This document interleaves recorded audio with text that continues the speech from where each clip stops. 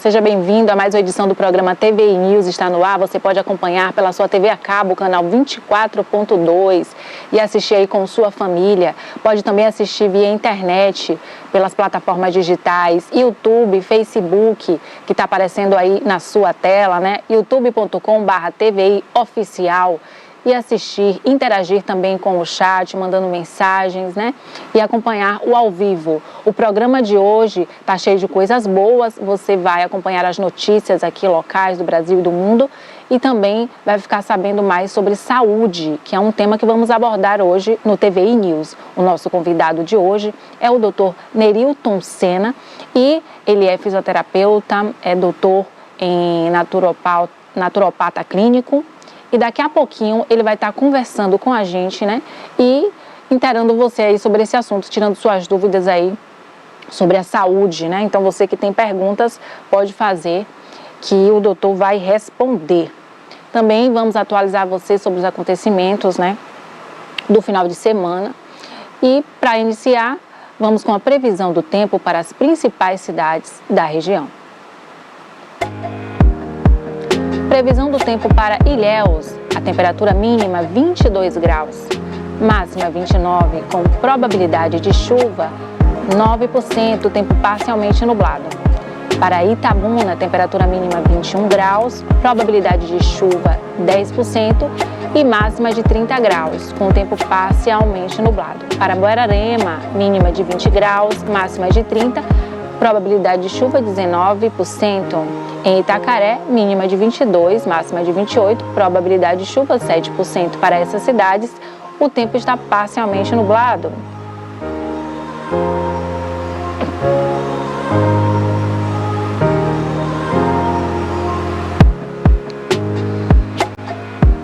Para Itajuípe, a temperatura mínima 21 graus, máxima 31 graus, probabilidade de chuva 13%, o tempo parcialmente nublado em Itajuípe.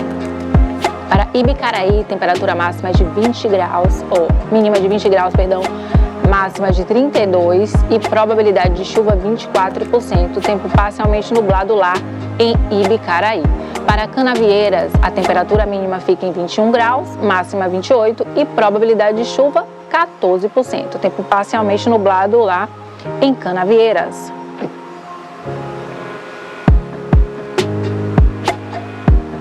Para Salvador, a temperatura mínima 24 graus, máxima 29 graus, com probabilidade de chuva 4%, tempo parcialmente nublado em Salvador. Para Porto Seguro, a temperatura mínima 22 graus, máxima 28, probabilidade de chuva 38%, tempo chuvoso e com tempestade lá em Porto. Para Vitória da Conquista, a mínima de 17 graus, máxima de 28, probabilidade de chuva 55% e o tempo também chuvoso lá em Vitória da Conquista.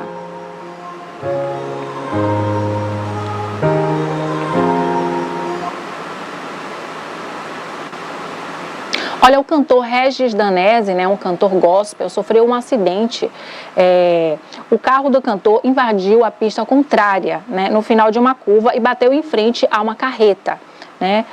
O irmão de Regis Danese também estava presente no veículo, mas ele não sofreu ferimentos. Então, na internet foi divulgado imagens do cantor Regis Danese aí imobilizado, né? Ele foi socorrido e ele passou por esse grave acidente quando ele estava a caminho aí de um show que ele ia fazer. O cantor Regis Danese, ele tem 50 anos de idade, tá? E ele estava no ato, depois do acidente, quando ele foi socorrido, ele já gravou ali para as redes sociais pedindo orações às pessoas, né? Para que ele não tivesse nenhum mal. A Polícia Rodoviária Federal diz que o cantor trafegava pela BR-153 em Jaraguá quando invadiu a pista contrária, no final de uma curva, né? E Regis dirigiu o veículo ao lado do irmão. O motorista da carreta e o irmão de Regis não sofreram ferimentos, tá? Mas o artista precisou ser encaminhado para o Hospital Estadual de Jaraguá. Olha, também os professores da rede estadual estão revoltados, porque após a paralisação que eles fizeram, reivindicando os direitos, o governo descontou do salário deles até R$800, né? Então, a Assembleia Legislativa da Bahia, a ALBA, ela não foi favorável à proposta dos professores da rede estadual e não concordou com o acréscimo pleiteado pela classe. Então, eles continuam ainda nessa mesma luta, né? Nas redes sociais, os educadores ficaram manifestando, expressando, né, o seu descontentamento por causa desse desconto do salário, que ele descontou os dias que os professores ficaram ali paralisados. Vamos começar hoje o programa com o nosso entrevistado, o Nerilton Santos, já está aqui com a gente e você vai saber mais sobre saúde. Bom dia, Nerilton, seja bem-vindo. Bom dia, Bárbara, bom dia a todos os ouvintes da TV News.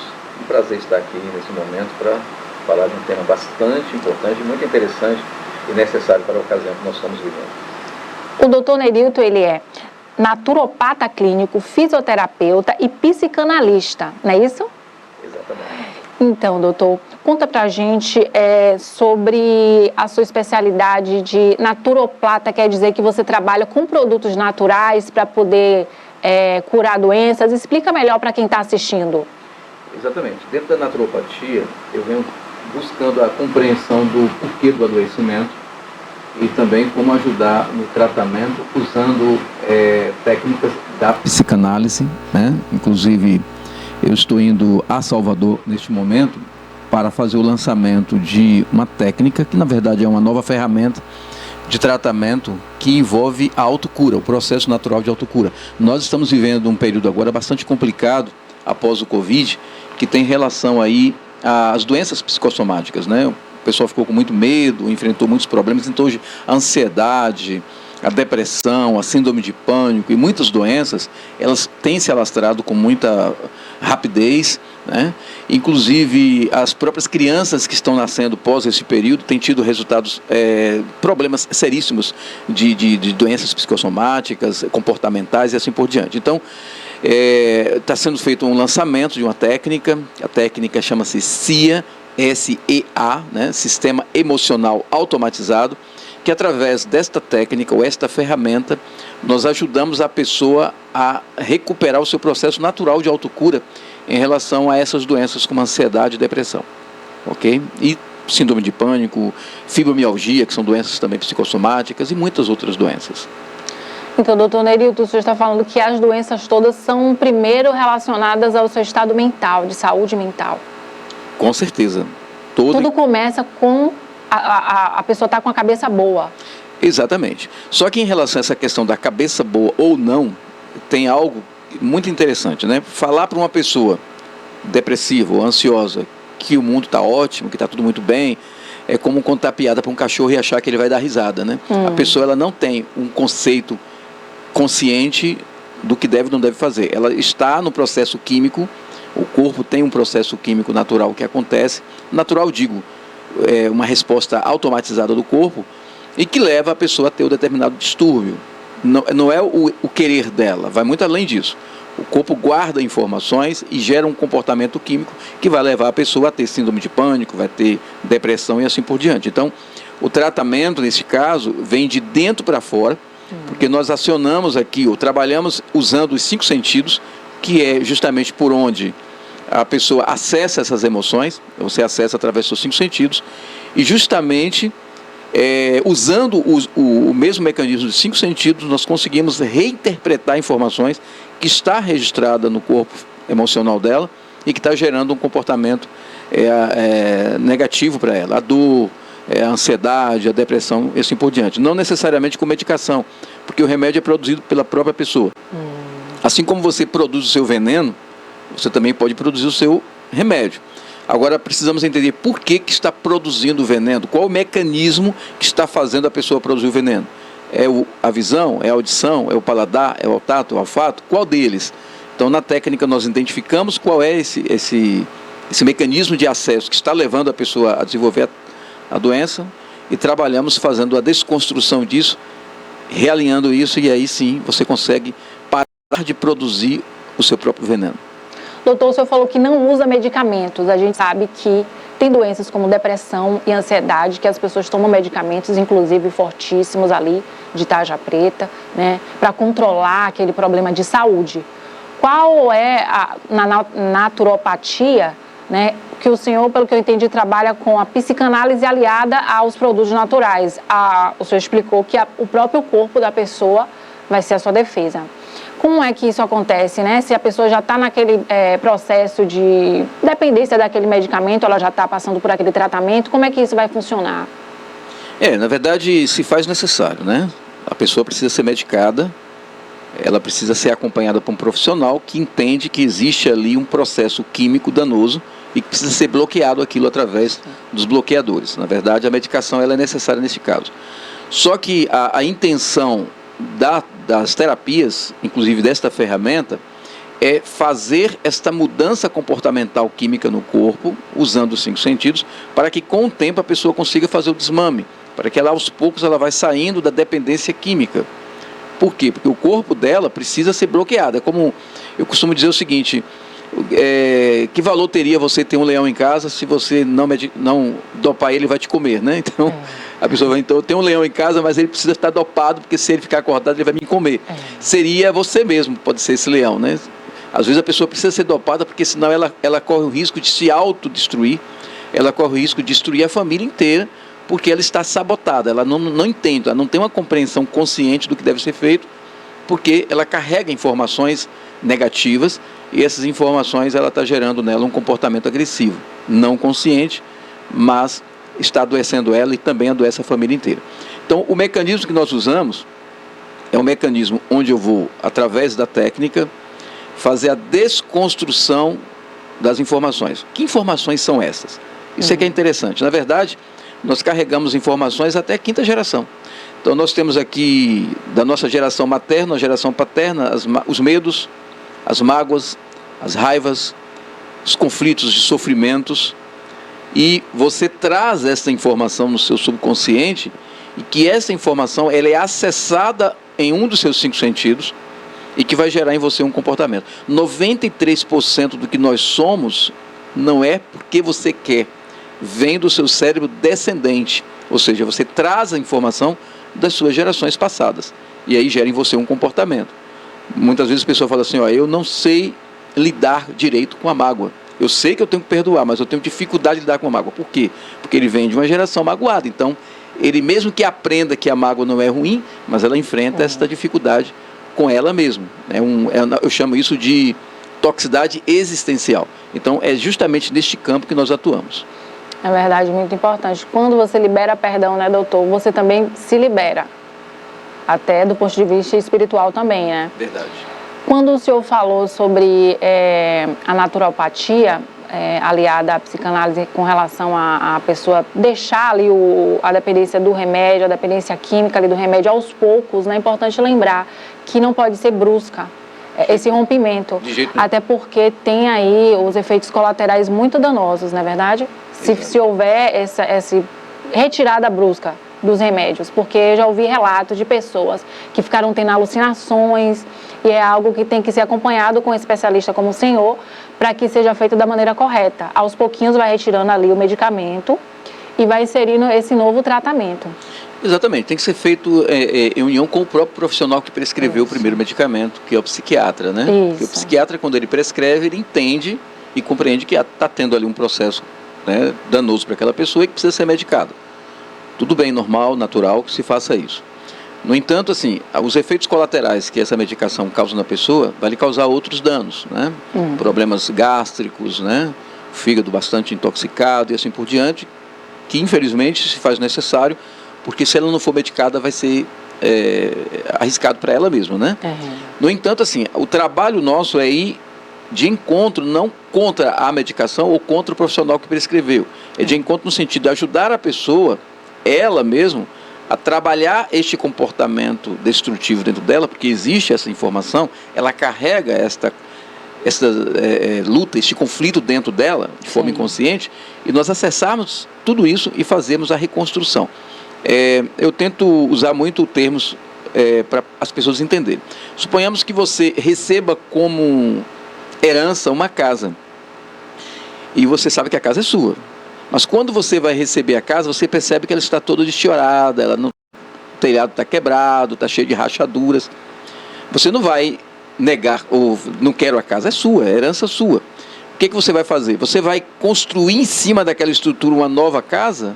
Não, se você construir uma nova estrutura em cima daquela casa velha, vai desabar tudo, porque você A estrutura da casa velha não suporta a casa nova. Então você precisa desconstruir a casa velha e preparar uma nova estrutura que suporte o que você pretende fazer. Para isso vem a questão de analisar o terreno, analisar o que pretende ser feito, se é 1, 2, 3, 4, 5, 6 lajes. A cada determinação se prepara uma base sustentável para aquela estrutura. Sim. Nós não viemos de estrutura escolhida. Nós não escolhemos os nossos ancestrais, nós não escolhemos nossos avós e bisavós, nós escolhemos a história que vem lá atrás. Nós simplesmente fomos construídos em cima de histórias que muitas vezes é bastante tóxica. Nós podemos vir de uma geração muito magoada, de uma geração muito raivosa, muito medrosa ou muito triste, e você constrói a sua história em cima dessa estrutura que veio lá atrás. O que é que acontece? Tudo que você faz desaba em cima de você mesmo. Então tem pessoas que ganham muito dinheiro, mas precisam de droga para poder ser feliz, porque ela não consegue ser feliz mesmo tendo dinheiro. Tem pessoas que falam assim, meu Deus, eu carrego em mim uma tristeza inexplicável, não sei por que eu sou triste, eu tenho tudo para ser feliz. Então por quê? Porque existe uma história, existe um comportamento, uma construção que precisa ser desconstruído e construir novos 4 pilares. Esses novos 4 pilares, eu estou falando aqui tudo no campo emocional, tá? Precisa ser desconstruído e precisa ser construído um novo pilar. Então, a técnica é exatamente essa. Eu faço primeiro a desconstrução do cérebro descendente, que é 93% do que você é, né? Nem seu nome você escolheu. E aí eu faço o renascimento. A pessoa nasce outra vez. E depois, após o renascimento, aí sim nós construímos os 4 pilares. E esses 4 novos pilares, agora sim, ele vai sustentar o que você construiu ou pretende construir. Porque se você não construir os 4 pilares, o que vai acontecer? Vai desabar tudo em cima de você, como tem desabado em cima de muitas pessoas, uma série de sofrimentos, de dores, uma série de fibromialgia, doenças, câncer, essas doenças que estão surgindo todas aí. Porque a pessoa pensa apenas na toxicidade física. Os alimentos estão tóxicos? Sim, é verdade. Estamos nos alimentando de muita toxicidade, mas a alimentação não entra só pela boca, entra pelo ouvido, entra pelo olho, entra pelo tato. Os nossos 5 sentidos acessam toxicidades emocionais e destrutivas para nós que precisam ser desconstruídas e feito o detox emocional. Então, a técnica é detox emocional, desconstruir emoções vividas lá atrás, nascer de novo e reconstruir os 4 pilares do cérebro ascendente, que é que vai fazer a pessoa vencer esses problemas. Muito bom, doutor Nerilton. Então não adianta você tem que, como se fosse um computador reiniciando, tem que reprogramar tudo de novo, né? Porque senão a estrutura velha não suporta, desaba, suporta. Verdade. Doutor Nerilton, esses casos que o senhor pega assim de pacientes com depressão, que estão bastante com histórico ali, né, de sofrimento ali já, e na verdade o senhor vai inserindo o quê? É calmante natural? O que você inicia o tratamento? Além do acompanhamento psicológico, que o senhor já explicou, que o acompanhamento psicológico é necessário para a pessoa reiniciar, né, e que tudo tem a ver com isso. Mas a questão medicamento natural é o quê? Calmante? Na verdade, sim, não entra medicação. Não entra medicação? Não entra medicação. Você sabe qual é o maior laboratório que nós temos? O qual? A nossa boca. A nossa boca é o nosso maior laboratório. Só para você ter ideia. Se você beber água e alguém falar que tinha veneno, e mesmo que não tenha, e o seu cérebro acreditar que tem, você pode sentir passar mal. Porque o nosso cérebro, ele produz substâncias.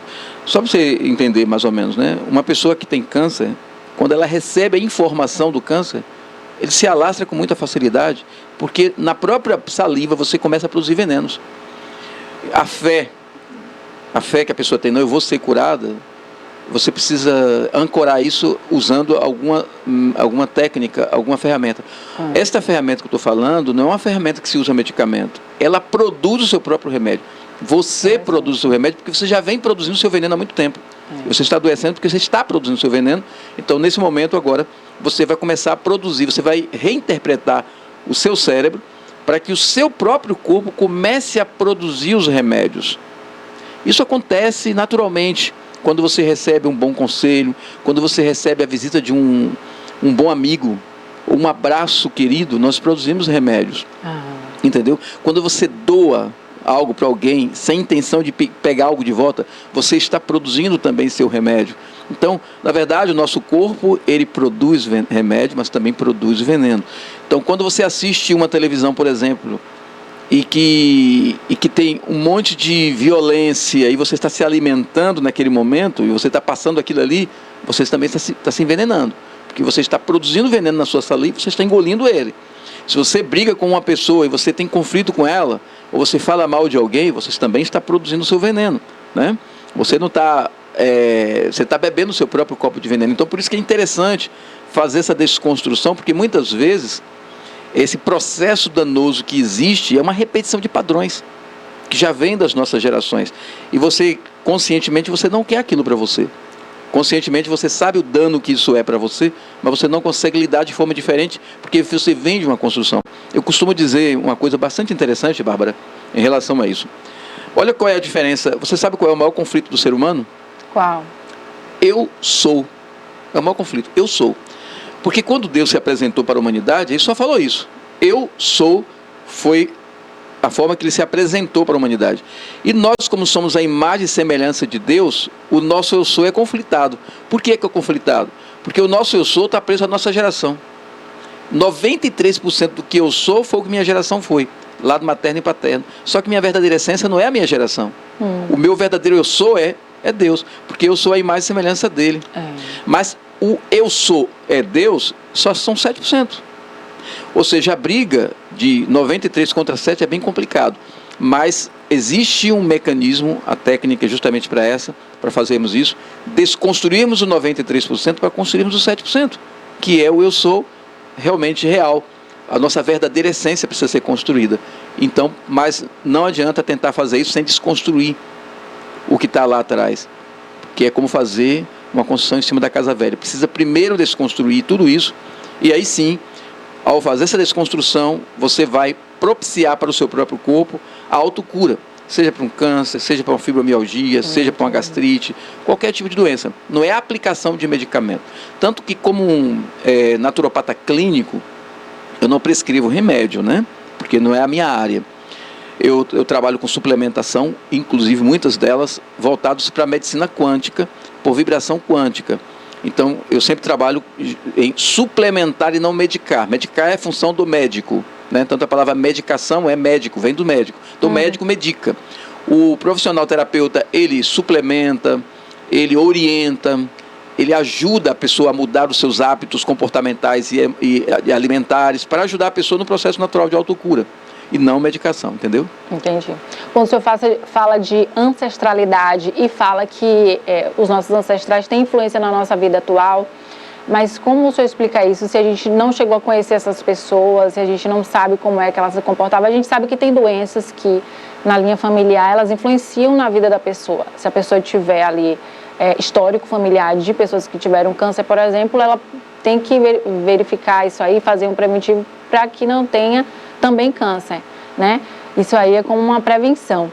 Mas, assim, desse ponto de vista, da forma de pensar e da forma de agir, né? Se não conheceu esses ancestrais, como isso pode implicar na vida da pessoa da atualidade?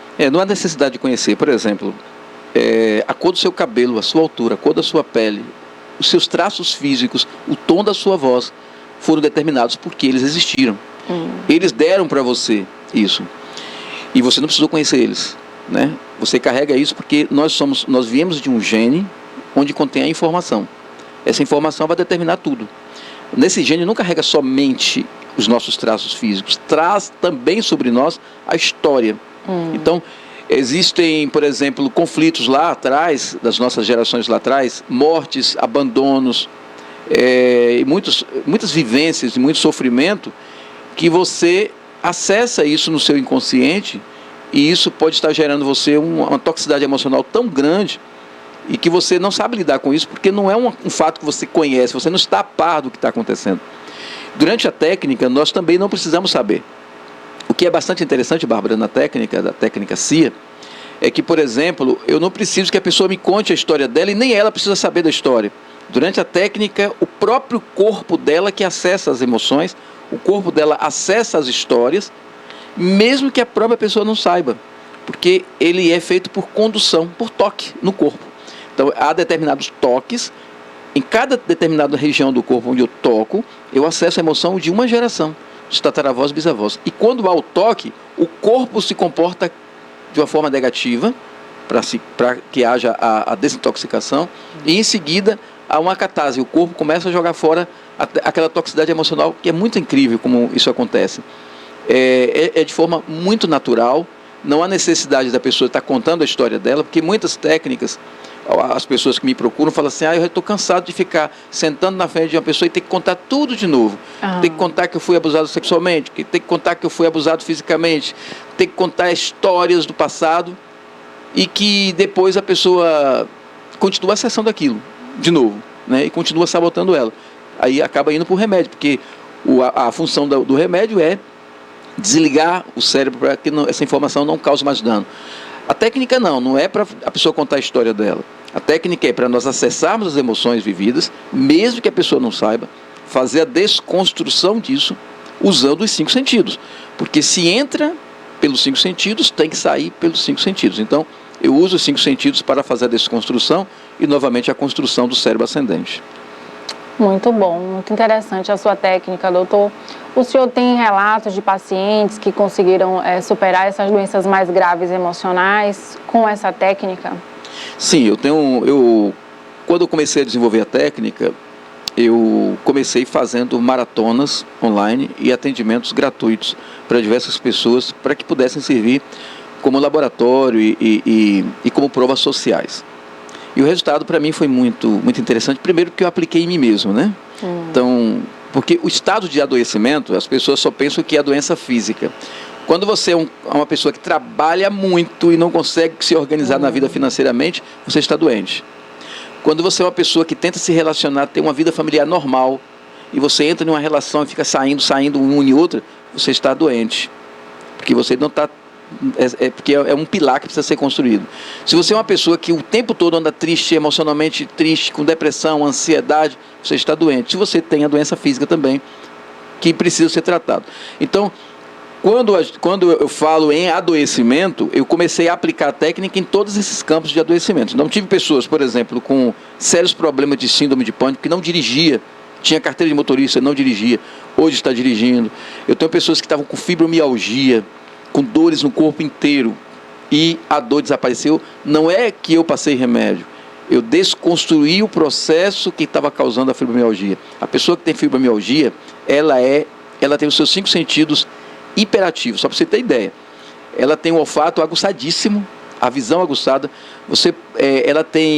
ela capta o campo energético da região inteira, ela é uma esponja. Só que não é só para a atualidade, ela carrega também os sofrimentos das gerações passadas. E aí vem em forma de dor.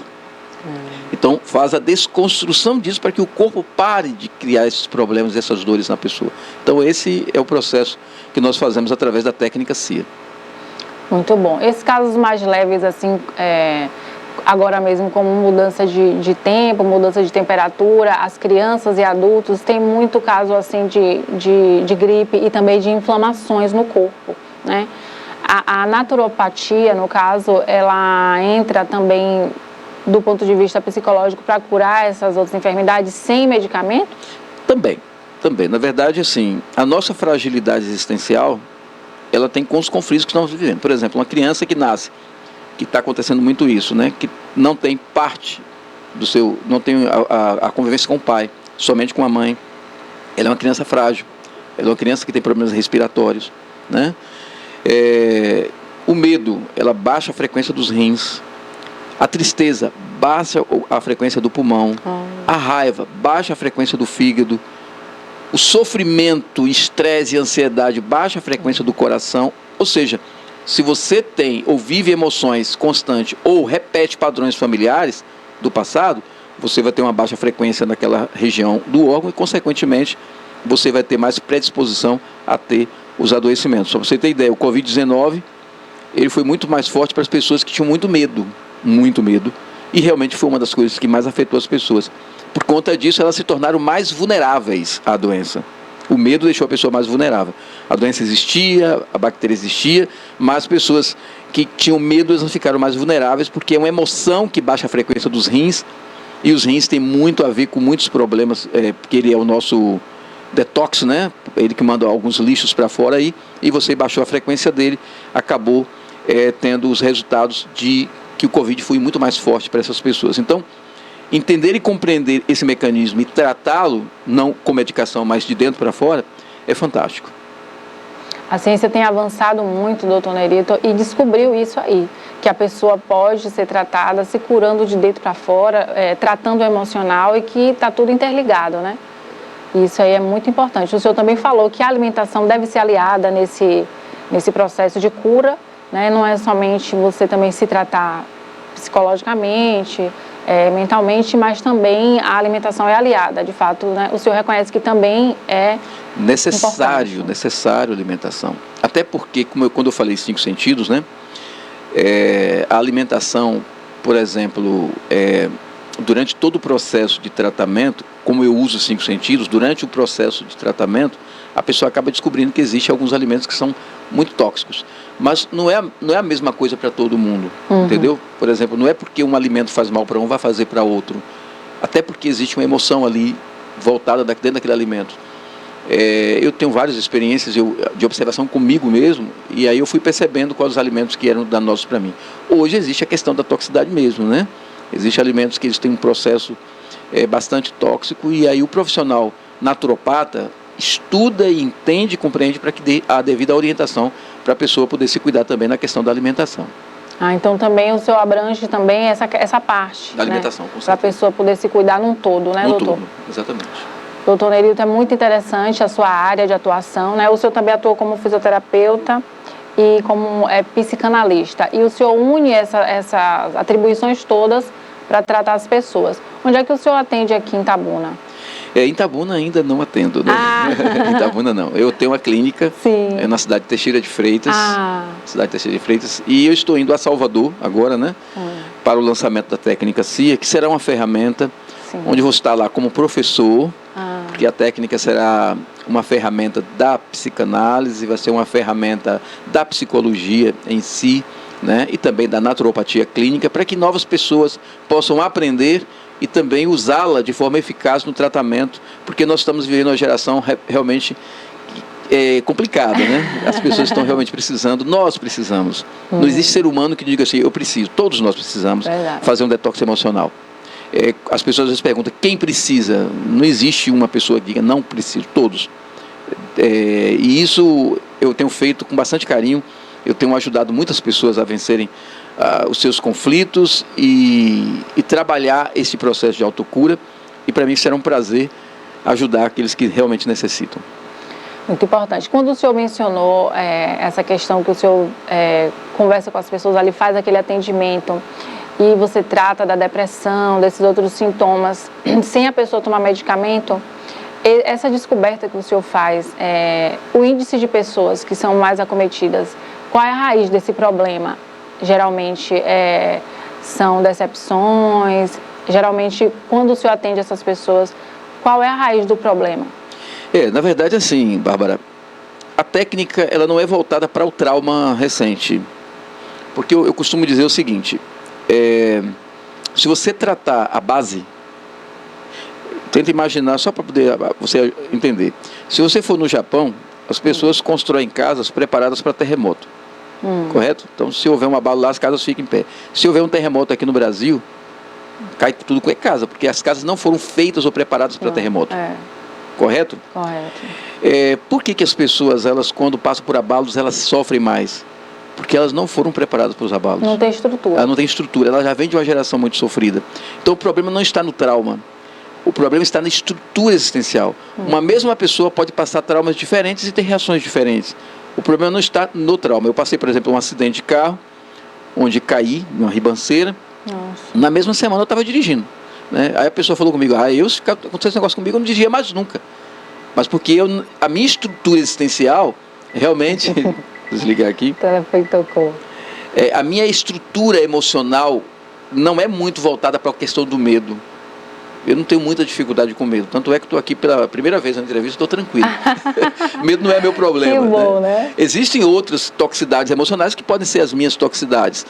Então, se eu tenho uma fragilidade existencial dentro de determinado campo, o trauma vai me abalar e pode me jogar em cima de uma cama.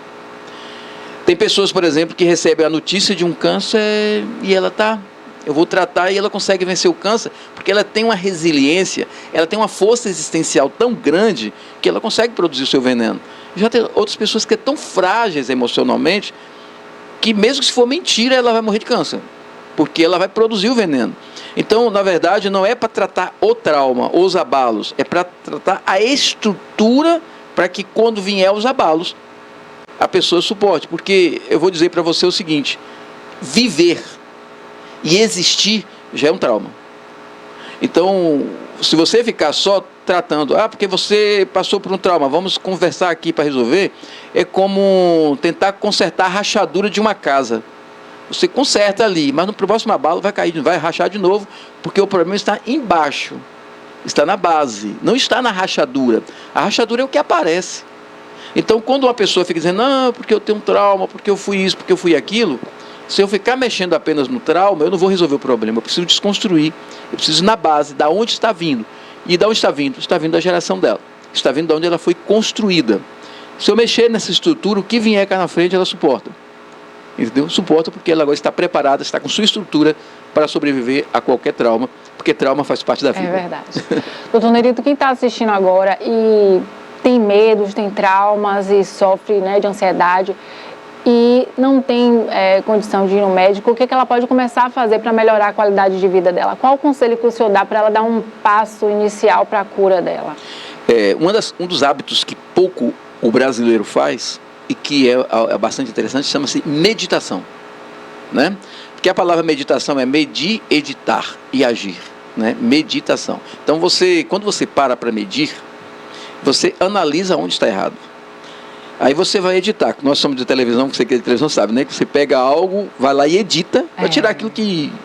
fazer os devidos cortes, né? Sim. Então, na sua vida, a meditação funciona assim. Então, primeiro você medita, mede, edita e depois age.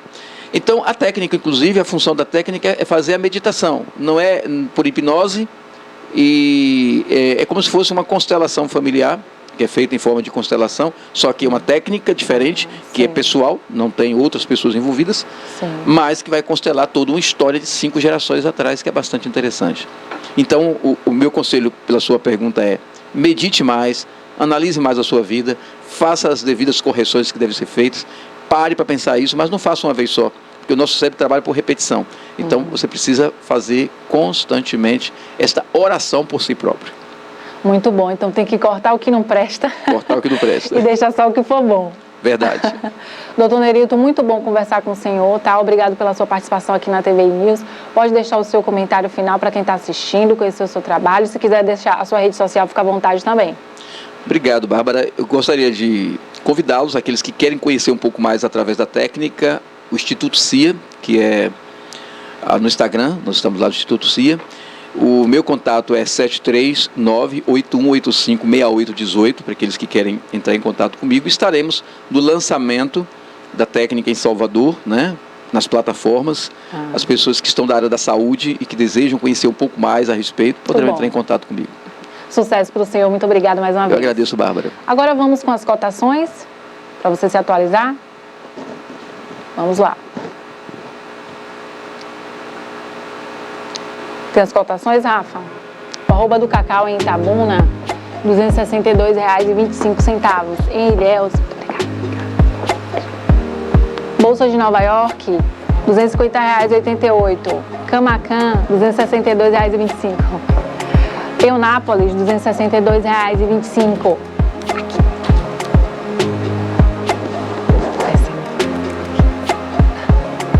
O arroba do boi 15 quilos em Feira de Santana, R$ 210,00. Itapetinga, R$ 200,00. Teixeira de Freitas, R$ 195,00. Salvador, R$ 205,00. E Eunápolis, R$ 195,00.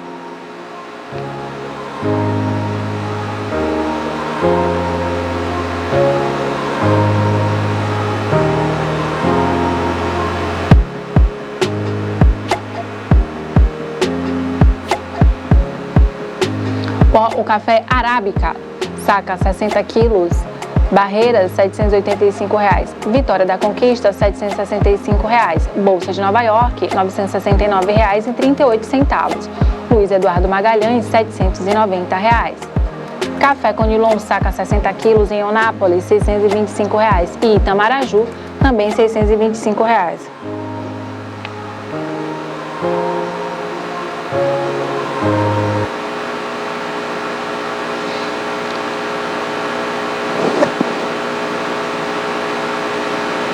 Isso aí, você acompanhou as cotações.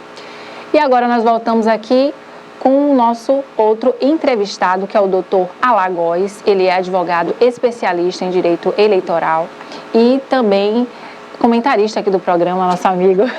Bom dia, doutor Alá, seja bem-vindo. Bom dia, Bárbara. Parceiro já aqui, né? Parceiro aqui, muito bom. Zero e vezeiro da casa. Que bom. Doutor Alá, o cenário político, né, local, a gente tem aí a polêmica da greve das prefeituras, né? E eles estão reivindicando aí melhorias, querem chamar a atenção do governo federal, né, para os municípios aqui, e ainda se estende aí essa paralisação até o dia 5 de setembro, né? Queria que o senhor comentasse a respeito dessa greve que está acontecendo e qual a sua opinião, o que o senhor acha que se vai chegar, se eles realmente vão fazer alguma coisa pelos municípios. Bom, olhe bem, na verdade não chega a ser uma greve, né? Vamos colocar assim como uma paralisação, porque os serviços essenciais continuam sendo mantidos. Sim. E foi necessária. Foi por quê? Porque uma parte daquilo que eles estavam reivindicando foi resolvido na noite de ontem, que foi justamente essa questão da redução da alíquota que se paga de INSS das prefeituras, né? Que é o que tem impactado depois da questão da implantação do E-Social. Para o ouvinte entender o que é o E-Social. Sim. A partir desse ano, se tornou obrigatório todo e qualquer prestador de serviços, pessoa física do município, está cadastrado nesse E-Social. E daí vem os encargos que você tem.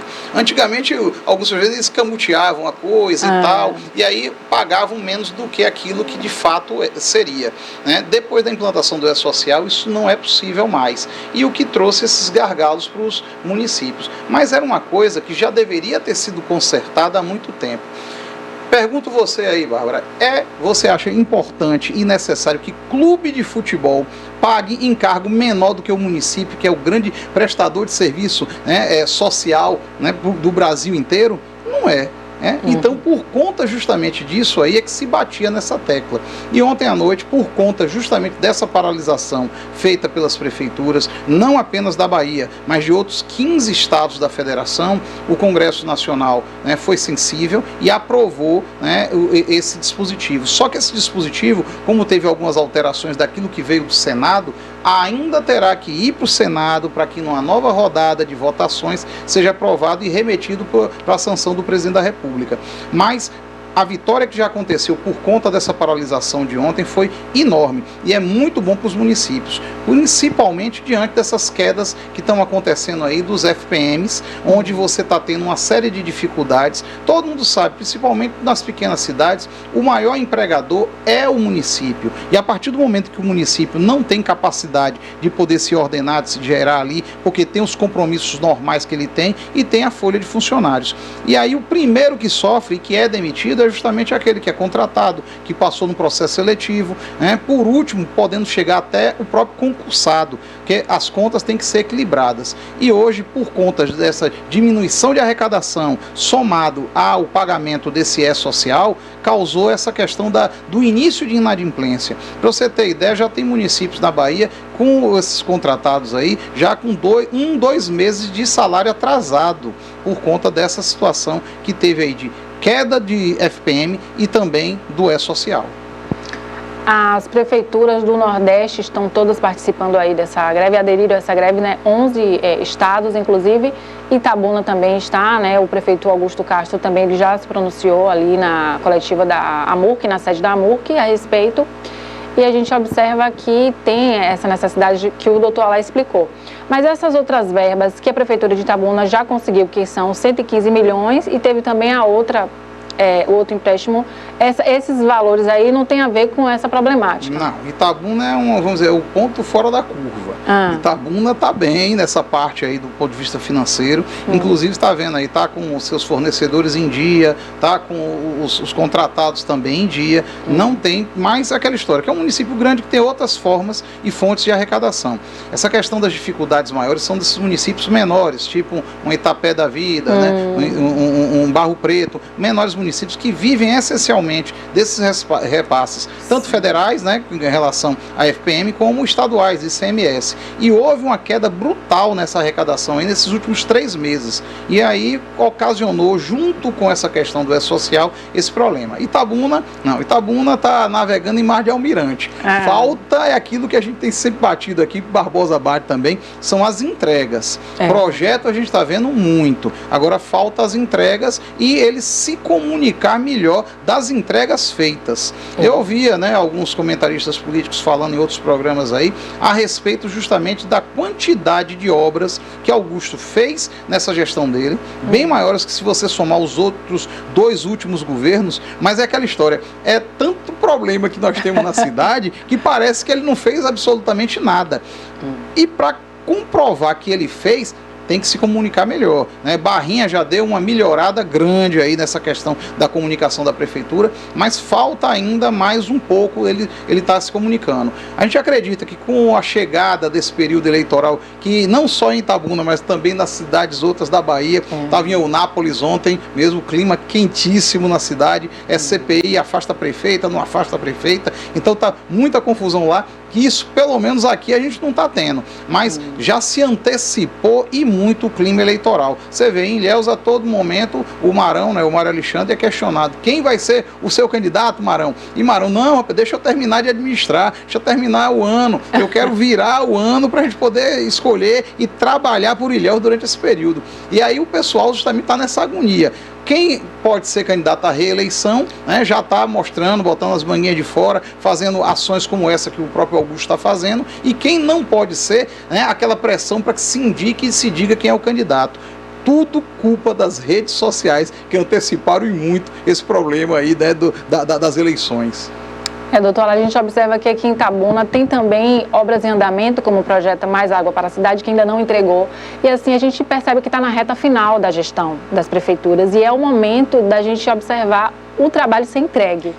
Então, aí é o desafio deles entregar, justamente porque todos os olhares, todos os holofotes estão voltados para isso. Não, e a oposição, que não basta prometer, não basta isso. E no final das contas deixar, e muitos prefeitos, muitas gestões deixam em aberto porque não são reeleitos e o próximo prefeito não termina. Não, teve muita obra não iniciada, você vê, né? Muito se falou do Tarcísio, que acabou se elegendo governador de São Paulo, por pegar as obras que não tinham sido finalizadas e finalizar. Afinal de contas, é o dinheiro meu, seu, do telespectador aí, que está sendo colocado aí. E a gente não pode jogar no ralo o dinheiro que é público, que é suado, que é do nosso imposto. Sim. Então é muito importante essa continuação. Mas você tocou num ponto interessantíssimo, questão das entregas. Você vê que a população, e principalmente na questão de Itabuna, a oposição tem batido nisso, né? Naquela história, deixa de lero-lero, eu quero a entrega das obras. Né? Então, eu acredito que o prefeito Augusto Castro aí, né, que está na iminência né, já começou aí a mexida, a dança das cadeiras, você viu que já foi nomeado um novo secretário aí para a ordem pública, que é o capitão Fábio. Inclusive tem muitas críticas em torno dessa nomeação, mas enfim.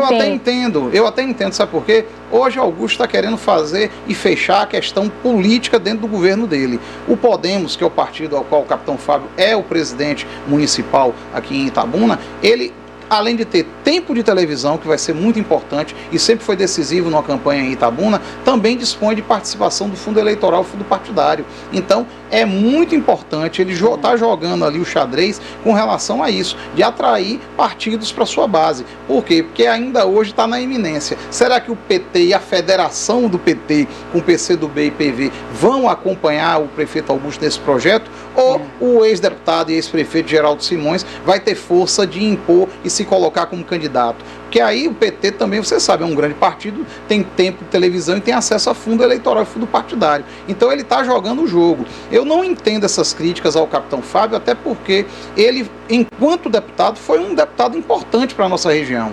Teve muitos projetos, inclusive esse do Colégio Militar que veio para Itabuna, foi uma ação direta do capitão Fábio, né, enquanto deputado. O erro dele foi naquela fatídica eleição, onde ouviu o canto da sereia e acabou desistindo e indo apoiar a Jussara, e depois daquilo ali ele se acabou politicamente, né? Agora, dizer que não é importante ele ter entrado no governo, Hoje o capitão Fábio representa um partido forte, um partido que tem peso tanto no Senado Federal como na Câmara de Deputados, que aqui na Bahia tem um deputado federal, que é o Raimundo Costa, conhecido como Raimundo da Pesca, que é daqui da vizinha Valença, né, e que deu total autonomia a ele e ao grupo que ele está formando aqui na cidade para poder estarem dentro do governo Augusto Castro. O capitão Fábio fez essas alianças erradas, mas agora é uma nova oportunidade de fazer história diferente. Vamos ver se ele, que é aquela história, errar é humano, insistir no erro aí já é burrice. É verdade. Doutor Alá, voltando àquela questão da lista polêmica de funcionários fantasmas, que, para quem está assistindo, significa pessoas que têm o nome lá na folha de pagamento da prefeitura, mas não trabalham presencialmente. Tem alguma novidade com relação a essa lista, ou ainda continua em andamento? O prefeito não se pronunciou de uma maneira satisfatória. Não, é isso. Eu acho que Augusto deveria ir falar, porque também ficou aquela história de que ia sair uma outra lista que não saiu até agora. Não saiu. Né? Dizendo que teriam mais nomes e tal. Aí já veio gente dizendo que essa lista aí já tem um tempo atrás, aí é de 6, 7 meses atrás. Por isso que consta o nome de pessoas ali que já morreram e tudo. É aquela história, Bárbara. Eu não dou muita credibilidade a documento apócrifo. Apesar de Toné naquele dia aqui dizer, não, mas a lista está aí. Rapaz, hoje esses dados estão no portal da transparência. Qualquer pessoa, você, uma pessoa mal intencionada, não vai ser nem eu nem você, que nós não somos mal intencionados, mas uma pessoa mal intencionada, com aquela relação que é publicada no portal da transparência, pode ela produzir uma lista fake, colocando nomes, né, dizendo que pertence a fulano, a Beltrano, a Ciclano, né, colocando coisas ali. Então eu tenho muita cautela quando vou discutir ou falar a respeito de documento fake, de documento que não tem a sua comprovação checada. Claro que cabe à prefeitura, diante justamente dessa alegação que eu estou fazendo aí, que o documento é fake, e a público, de forma contundente, negar que aquilo ali esteja acontecendo, negar que haja, né, essa questão aí de fantasmas trabalhando, porque daquilo que a gente falou da outra vez, nesse regime democrático que nós vivemos de coalizão, não é uma coisa que acontece só em Itabuna ou só acontece nesse governo. Sempre aconteceu dos governos aqui de Itabuna, sempre acontece dos governos de outros municípios no estado e no país. É o quê? Cargos com indicação, né, de deputado, de vereador. Isso não é anormal. O anormal é a pessoa estar ali nomeada e não cumprir a sua carga horária e estar recebendo e não trabalhando. Então, nós estamos aguardando aí o desenrolar da coisa. Dizem, a gente não viu ainda esse protocolo, que foi protocolado isso também no Ministério Público. Lembrando que essa acusação não tem nada a ver com a do Anderson Guinho, que essa sim foi feita e foi protocolada no Ministério Público e é anterior ao surgimento dessa pseudolista aí, que a gente não sabe da veracidade dela, né, que está constando aí, porque, como eu disse, Bárbara, é muito fácil um mal intencionado vir pegando com base na lista original, porque eu já vi até outros, né, jornalistas dizendo, não, mas a lista é verdadeira, os nomes estão lá e estão constando no portal da transparência. Só que, peraí, rapaz, eu posso construir uma lista. Quem me garante que essa lista é verdadeira? Porque quem divulgou essa lista não teve a coragem de também chegar e dizer, eu peguei a lista em tal lugar, estava assim assado e está aqui a lista. Então, essa questão dessa falta de coragem camuflada aí de ato político, lembra que a gente falou aqui mais cedo, a campanha eleitoral está antecipada e se está utilizando muito dessa lista aí já nessa pré-campanha que nós estamos vivendo. Peca o prefeito e a prefeitura em não ser mais contundente na defesa, né, da realidade, porque se a lista é fake, tem que se bater nessa questão de que a lista é fake. É verdade, tem que comprovar, né? Ainda tem muito que investigar. Vamos aguardar então, doutor Alá, os próximos capítulos dessa história. Doutor Alain, o senhor mencionou Eunápolis, o senhor está inteirado da política lá em Eunápolis, por que queria tirar a prefeita? Não, está sendo feita diversas acusações, né? Mas é aquela história, a gente não sabe até o que deixou de ser ali naquela história, né? O que se teve foi o quê? A suspensão por conta da questão do rito de apuração, porque quando se faz uma apuração como essa que está acontecendo, não apenas em Eunápolis, mas nos outros municípios, você tem que seguir um rito, e o rito é aquele descrito na lei, e aí há uma confusão com relação a isso. Inclusive os vereadores agora estão ajeitando essa parte da ritualística toda na lei orgânica que está sendo feita, né, a reforma e atualização da lei orgânica, para se evitar. Vocês estão vendo aí na imprensa o tempo todo, segue processo, suspende processo, volta processo, suspende processo. Isso tudo por conta justamente da legislação local não está bem amarradinha, e isso os vereadores já estão cuidando dessa outra parte. Doutor Alain, com relação ao cenário político nacional, quando a gente fala do presidente do Brasil, Lula, as viagens que ele tem feito, a última foi para a África do Sul, e essa questão da reforma ministerial que ele quer fazer, o senhor concorda? Queria que o senhor comentasse a respeito disso tudo. Eu acho que o governo é um organismo vivo. Esse negócio de dizer que você não mexe, que o cargo vai estar ali, é a mesma coisa que quando se fala de reforma de secretariado no município. É importante, você oxigeniza o governo. Você vê, às vezes tiveram pessoas que trabalharam e ajudaram na campanha, você dá aquela oportunidade, porque ele representa um determinado grupo, um determinado partido. Mas se não der certo, ali é normal que você modifique, que você oxigenize o governo. Então eu não acho nada de anormal quando se fala dessa questão de reforma ministerial ou reforma de secretariado. Não vejo dificuldade e nem anormalidade nisso. Na questão das viagens, é aquela história. Eu vi muitas críticas dizendo, está se gastando muito nas viagens. Volto a dizer, não estou aqui defendendo o governo Lula. Como, né, em outras vezes a gente teve até uma conversa aqui com o Barbosinha, e Barbosinha até concordou. Inócua é uma viagem, e aí cara é a viagem se ela não traz nenhum tipo de benefício para o Brasil. A partir do momento que você faz viagens onde você traz uma indústria, como foi o caso daquela viagem mesmo que ele e o governador Jerônimo fizeram à China, onde está vindo aí na planta da Ford, que está abandonada lá em Camaçari, e você tem condição de poder estar trazendo uma nova indústria para cá, essa viagem não é inócua e nem é cara, porque está trazendo divisas para o Brasil. E o que eu tenho visto das viagens que o Lula tem feito aí, além de voltar a conversar com os outros interlocutores internacionais, né, voltando principalmente à questão da África, que recebe muito produto brasileiro aí, né, com que o pessoal fala, vai fazer o que na África? Vai voltar, vai visitar a ditadura, isso e aquilo outro. Não, vai fazer o papel que um presidente faz, que é esse de visitar e abrir portas para o comércio. Você vê que as viagens de Lula não são feitas apenas com Lula, vai uma comitiva de empresários, onde estão vendo ali justamente as condições propícias de se vender o Brasil. Hoje eu vejo essas viagens como importantes, não vejo essas viagens como custosas. Por quê? Porque tem a contrapartida financeira que vem justamente desses investimentos externos que aportam no Brasil, e outra, da gente também está vendendo. Eu vi uma notícia hoje de manhã mesmo falando a respeito da questão do suco, né, laranja. Quem manda no mercado mundial é o Brasil, suco de laranja. Agora, se você foi conseguido isso como? Sem viagem? Sem tratativas do governo? Não. Tudo que você tem hoje, você faz justamente através desse tipo de relação. Então eu não vejo com maus olhos, né, por conta justamente de estar gerando negócios, essas viagens que são feitas pelo presidente Lula. Muito bom, doutor Alain. Daqui a pouquinho tem o quadro Gente de Vitória. Já está pronto, Rafa, o quadro? Então vamos continuar aqui com o doutor Alain. Ele está conversando aqui com a gente sobre o cenário político, falou agora do cenário político nacional, a questão das viagens de Lula, né, porque ele é especialista em direito eleitoral e ele entende muito de política, está inteirado aí nos assuntos para conversar com a gente. Doutor Alain, e essa questão das joias de Bolsonaro?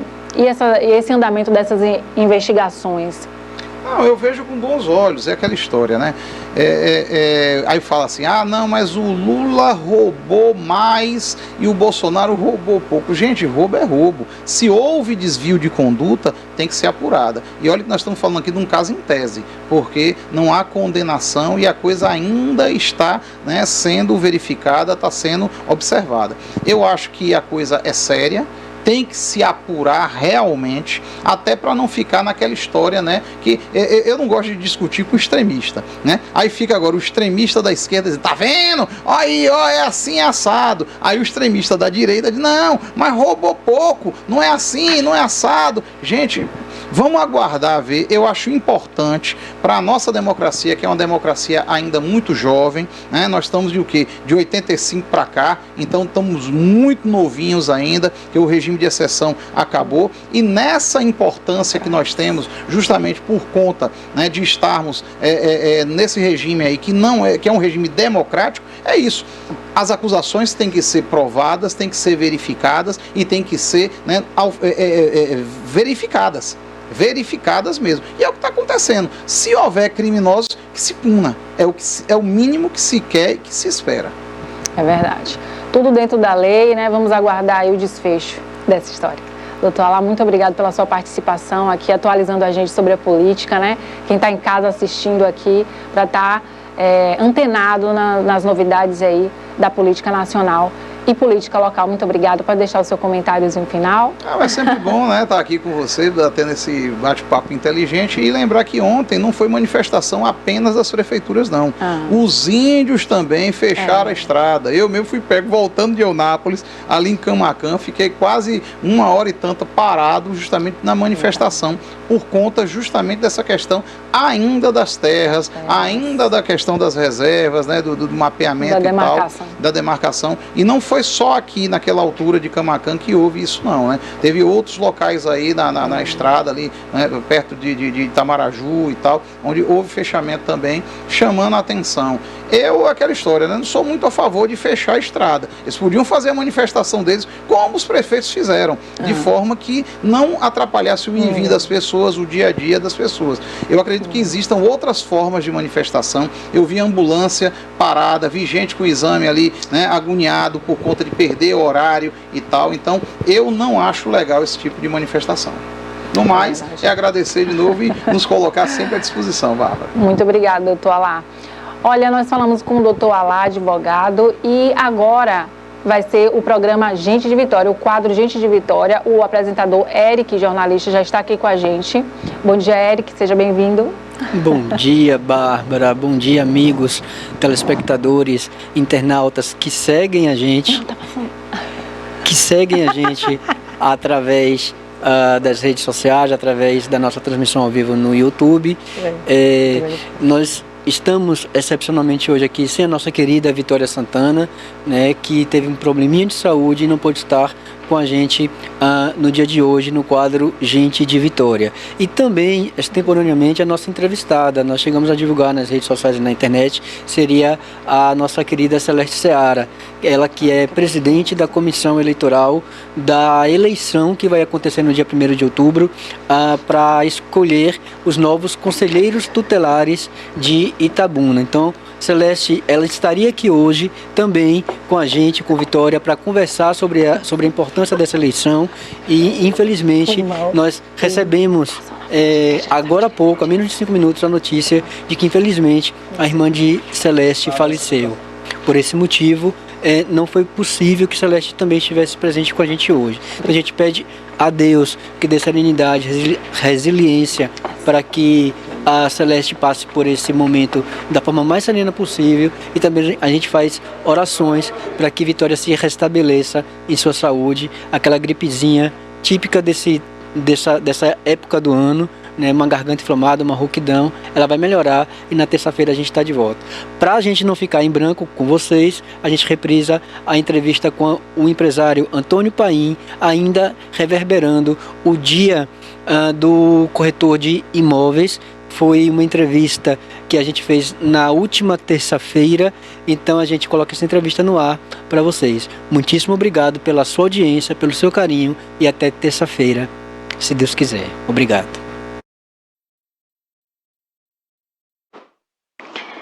Olá, estamos aqui em mais um quadro Gente de Vitória. Agradecer a Deus, né, por este momento, por este quadro, pela TVI, por todas as pessoas que fazem parte da TVI Itabuna. Agradecer a Eric Tadeu também, que faz parte desse quadro comigo. Vamos aqui falar de uma pessoa que tem uma história de vitória. Porque nosso quadro é mostrar aquelas pessoas que venceram. E hoje temos aqui Antônio Paim, que ele faz parte do mercado imobiliário. E ele vai contar essa história dele, essa linda história que ele tem hoje, um homem que chegou aonde ele chegou, porque lá atrás, né, ele tem uma história, um começo. E chegou até aqui. E também, né, falar do pessoal que está aqui com ele. Tássio está aqui também, faz parte da equipe de marketing. E mais... Brisa também, que está aqui, que faz parte da Paim, né, a empresa, a imobiliária Paim. E nós vamos falar com Antônio Paim. E ele vai contar essa história aqui para mim, Eric Tadeu. Porque já lá nos bastidores a gente começou a falar, eu já senti. A trocar figurinhas, né? A trocar figurinhas e dizer, eu estou no caminho certo, trazendo gente de Vitória, estamos no caminho certo, Eric. Falando de gente que tem essa história na cidade. Então vamos aqui falar com esse guerreiro do ramo imobiliário, que é Antônio Paim. E ele disse que lá atrás, né, ele teve um começo que começou a trabalhar com 10 anos de idade. Seja bem-vindo, querido. Obrigado pela oportunidade. Fico muito grato a estar aqui na TVI, junto com essa equipe maravilhosa que vem fazendo um grande sucesso. Essa oportunidade, né, é muito grande, né? Domingo passado foi o nosso dia, né? 27, né? 27 dias. Mas continua, corretor é todo dia, né? A gente tem um trabalho, né, há 15 anos aqui dentro da cidade. Minha história realmente foi uma história de vitória.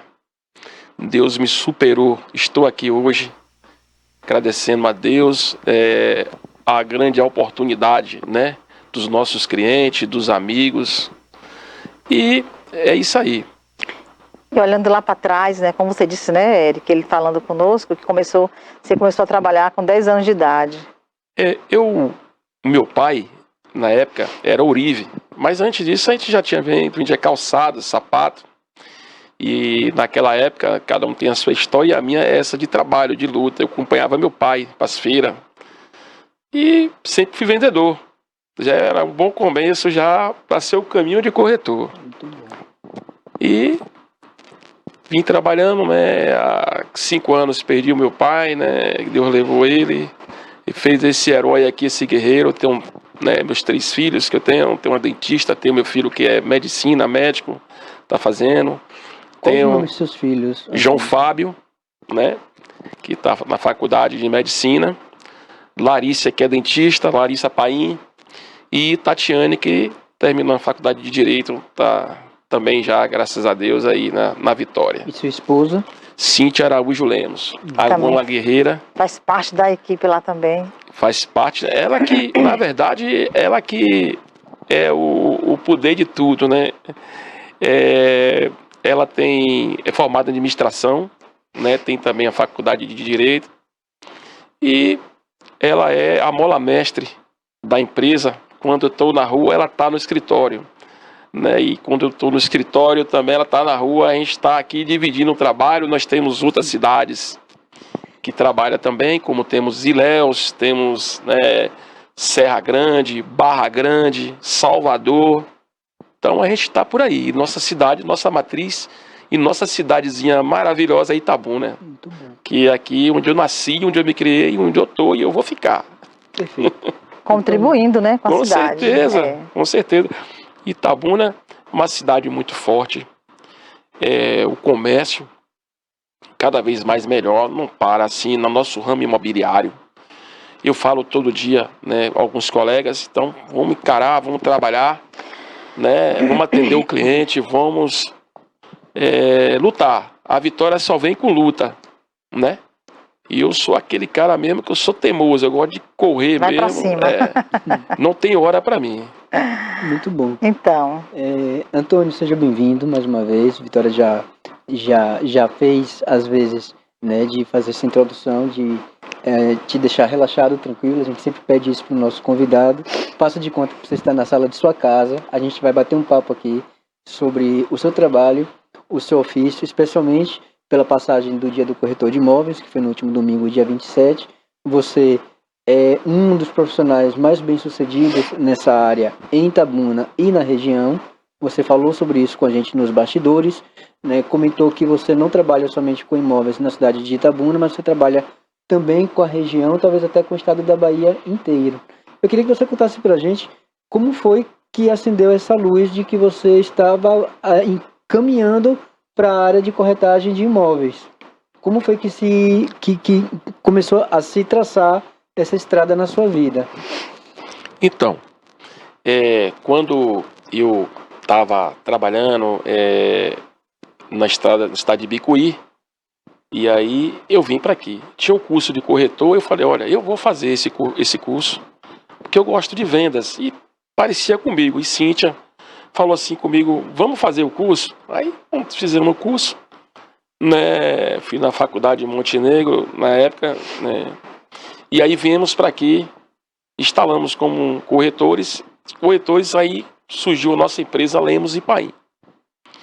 E graças a Deus nós estamos aqui até hoje, né, nessa vitória, trabalhando e mostrando o nosso trabalho como sempre. Eu tinha já vontade de ser corretor, né? Eu também vendi carro, fui corretor de carro. Mas eu acharia que, na minha ideia, na minha cabeça, corretor, hoje que um cresce, né? Porque você ser um cresce, O não é registro corretor. profissional é imprescindível, não é, Hoje Antônio? o corretor tem que ter o cresce, ele tem que ser corretor formado para, né, surgir a verdade, a realidade, você atender os seus clientes, né, com eficiência, né? E tudo sempre eu procuro, todos os clientes. Procure um corretor que tenha um cresce, que seja um corretor de verdade. Uma curiosidade, Antônio. Do momento em que se entra no coração o desejo de se trabalhar com corretagem de imóveis, até o momento em que você consegue o seu registro, quanto tempo se leva para você se formar e ter o seu registro? Hoje tem vários cursos. Tem um curso, né, de 6 meses. Na minha época eu passei quase 2 anos, né? Praticamente Hoje uma já faculdade, né? tinha um curso. Hoje você faz, né? É diferente. E assim, né? Então eu acho que toda profissão você tem que ir para a rua, né? A pessoa faz medicina, ou a pessoa faz um direito, uma faculdade, mas ele vai tomar o curso, ele vai a júri, ele vai passar para um teste, né? O corretor, ele vai começar a conhecer o trabalho mais na rua. Ele vai encontrar o cliente, ele vai trabalhar o curso, ensina a base, né? E você agora vai mostrar prática, a sua vontade, né? e tem que ter vontade de ser, né? Não faça nada que você não queira fazer. Se você quer ser corretor, vai ser corretor. Tem que Se ter você quer amor ser também, né? médico, vai ser médico. Se vai ser advogado, vai ser advogado. Então, assim, você tem que ter amor pela sua profissão de trabalho. Se Trabalho dedicar é profissão, muito, é ter o amor. Não adianta você ter uma profissão e não ter amor pela profissão. Porque lida com muita gente, tem que ter paciência também. Isso, e além disso, é uma coisa que você tem que ter simpatia, né? É uma coisa que você tem que entender que o cliente é seu patrão, ele está comprando na sua mão, e você tem que ter, né, postura com ele, você tem que ver o que ele gosta, o que ele não gosta. Paciência. Né? E aí segue, né? Porque nós estávamos falando, né, lá nos bastidores, que o corretor, ele realiza sonhos, né? Corretor, é isso. Não é? Eu vendo sonho. Você vende sonhos. Quantas pessoas estão lá na Lemos e Paim atualmente? A Lemos e Paim é uma imobiliária que hoje tem uns 6 né, em funcionários, e corretores são 6 hoje. Eu perguntei porque você falou da paixão que a pessoa precisa ter pelo seu ofício, e a gente sente isso em você quando você fala do trabalho que você realiza, né? E de um outro modo também, você estava conversando com a gente que você meio que puxou sua família para essa paixão junto com você, né? Eu queria que você comentasse um pouco sobre isso. Você tem médicos na sua família, você tem, se eu não me engano, você iria ser advogado, mas de alguma coisa o destino acabou te direcionando para a área de corretagem, Isso. né? E de alguma maneira o tempo em que você fez o curso de direito te deu o subsídio para que você de alguma maneira fizesse o seu trabalho de corretor de imóveis de uma maneira um tanto quanto mais eficiente e diferenciada em relação a outros profissionais. Então fala sobre tudo isso com a gente, por favor. Como eu te falei, a faculdade de Direito, eu sei, né, e eu tive meu pai doente, e eu não pude terminar, porque eu tive meu pai, né, de câncer, e aí eu tive que dar ajuda, suporte ao meu pai. Mas a faculdade de Direito também ajuda no mercado imobiliário, né, tudo faz parte, né, junto os dois. Mas quando eu fiz ser corretor, eu pensei que era fácil. Aí você corretor, eu vou botar uma placa ali, eu vou vender, eu vou... Mas não é fácil. Corretor, como eu já lhe disse, é muito trabalho, é o dia a dia, você com o cliente, ele não gosta de uma casa, ele não gosta de um terreno, você tem que levar para várias. Né? Tem que até chegar o metro, né, deles assim, eu gostei, eu amei, eu adoro, viu? Quando o cliente fala assim, amei, pai, aí ali já foi a venda. E depois fica um vínculo bom, né, com aquela pessoa que você vendeu, né? Porque quando você... Ou alugou, né? Quando você sai com o cliente... E ele fala para você assim, eu não gostei. Aí você fica triste, eu não gostei daquele, então vamos consertar. Eu vou agora procurar o melhor, o que ele quer. Então eu vou no sonho dele, até dar certo. E a venda é assim, a venda não é no dia. O cliente vai olhar, eu quero olhar mais, eu não só olhei um, estou olhando vários. Então não é ser fácil ser corretor. Mas é uma profissão bonita, eu adoro minha profissão de corretor. E já aconteceu de você acertar de primeira, o cliente chegar, olha, pai, eu quero uma casa assim, assim, assim, aí você meio que visualiza aquele imóvel que já está ali no seu catálogo, eu vou levar esse cliente para ver aquele imóvel. E naquele imóvel, cara, é essa. Já aconteceu? É uma alegria tão grande, porque vem a venda, né, e vem também, né, o cliente, né, gostou, ele amou aquilo ali, era tudo o sonho que ele queria. De chegar e dizer assim, Já, não quero sim, nem várias ver vezes. outras casas, pra mim é essa. Várias vezes, e a gente fica satisfeito, né, porque o cliente gostou, o corretor vai correr atrás da documentação.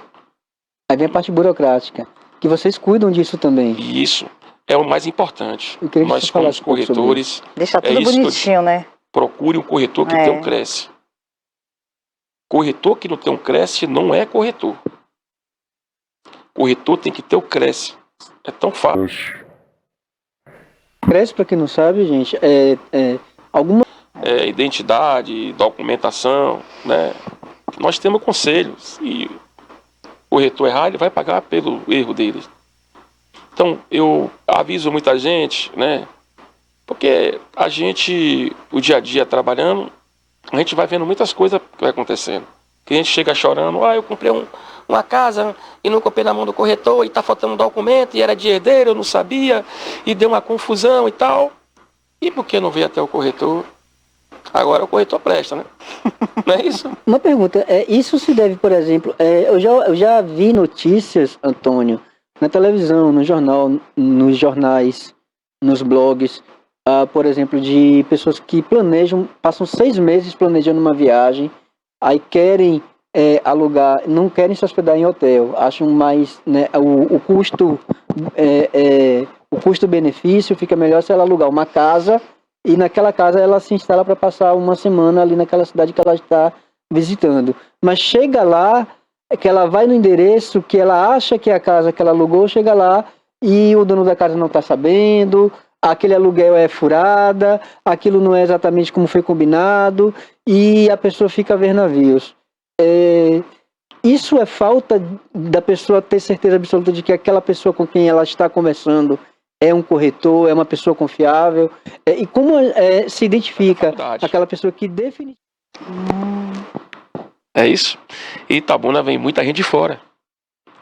Então, professores também, né, que vem de fora também. Muita gente. Itabuna, a cidade, como eu disse, a cidade que hoje eu atendo Goiânia, atendo São Paulo, atendo Minas Gerais.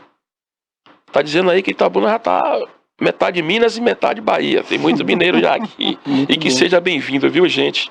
Vocês aqui é um sonho a nossa cidade receber de qualquer cidade. Adoro quando vem uma pessoa de fora para cá conhecer a nossa cidade. Vem coisas novas também. A cidade de Itabuna é uma mãe, é uma cidade que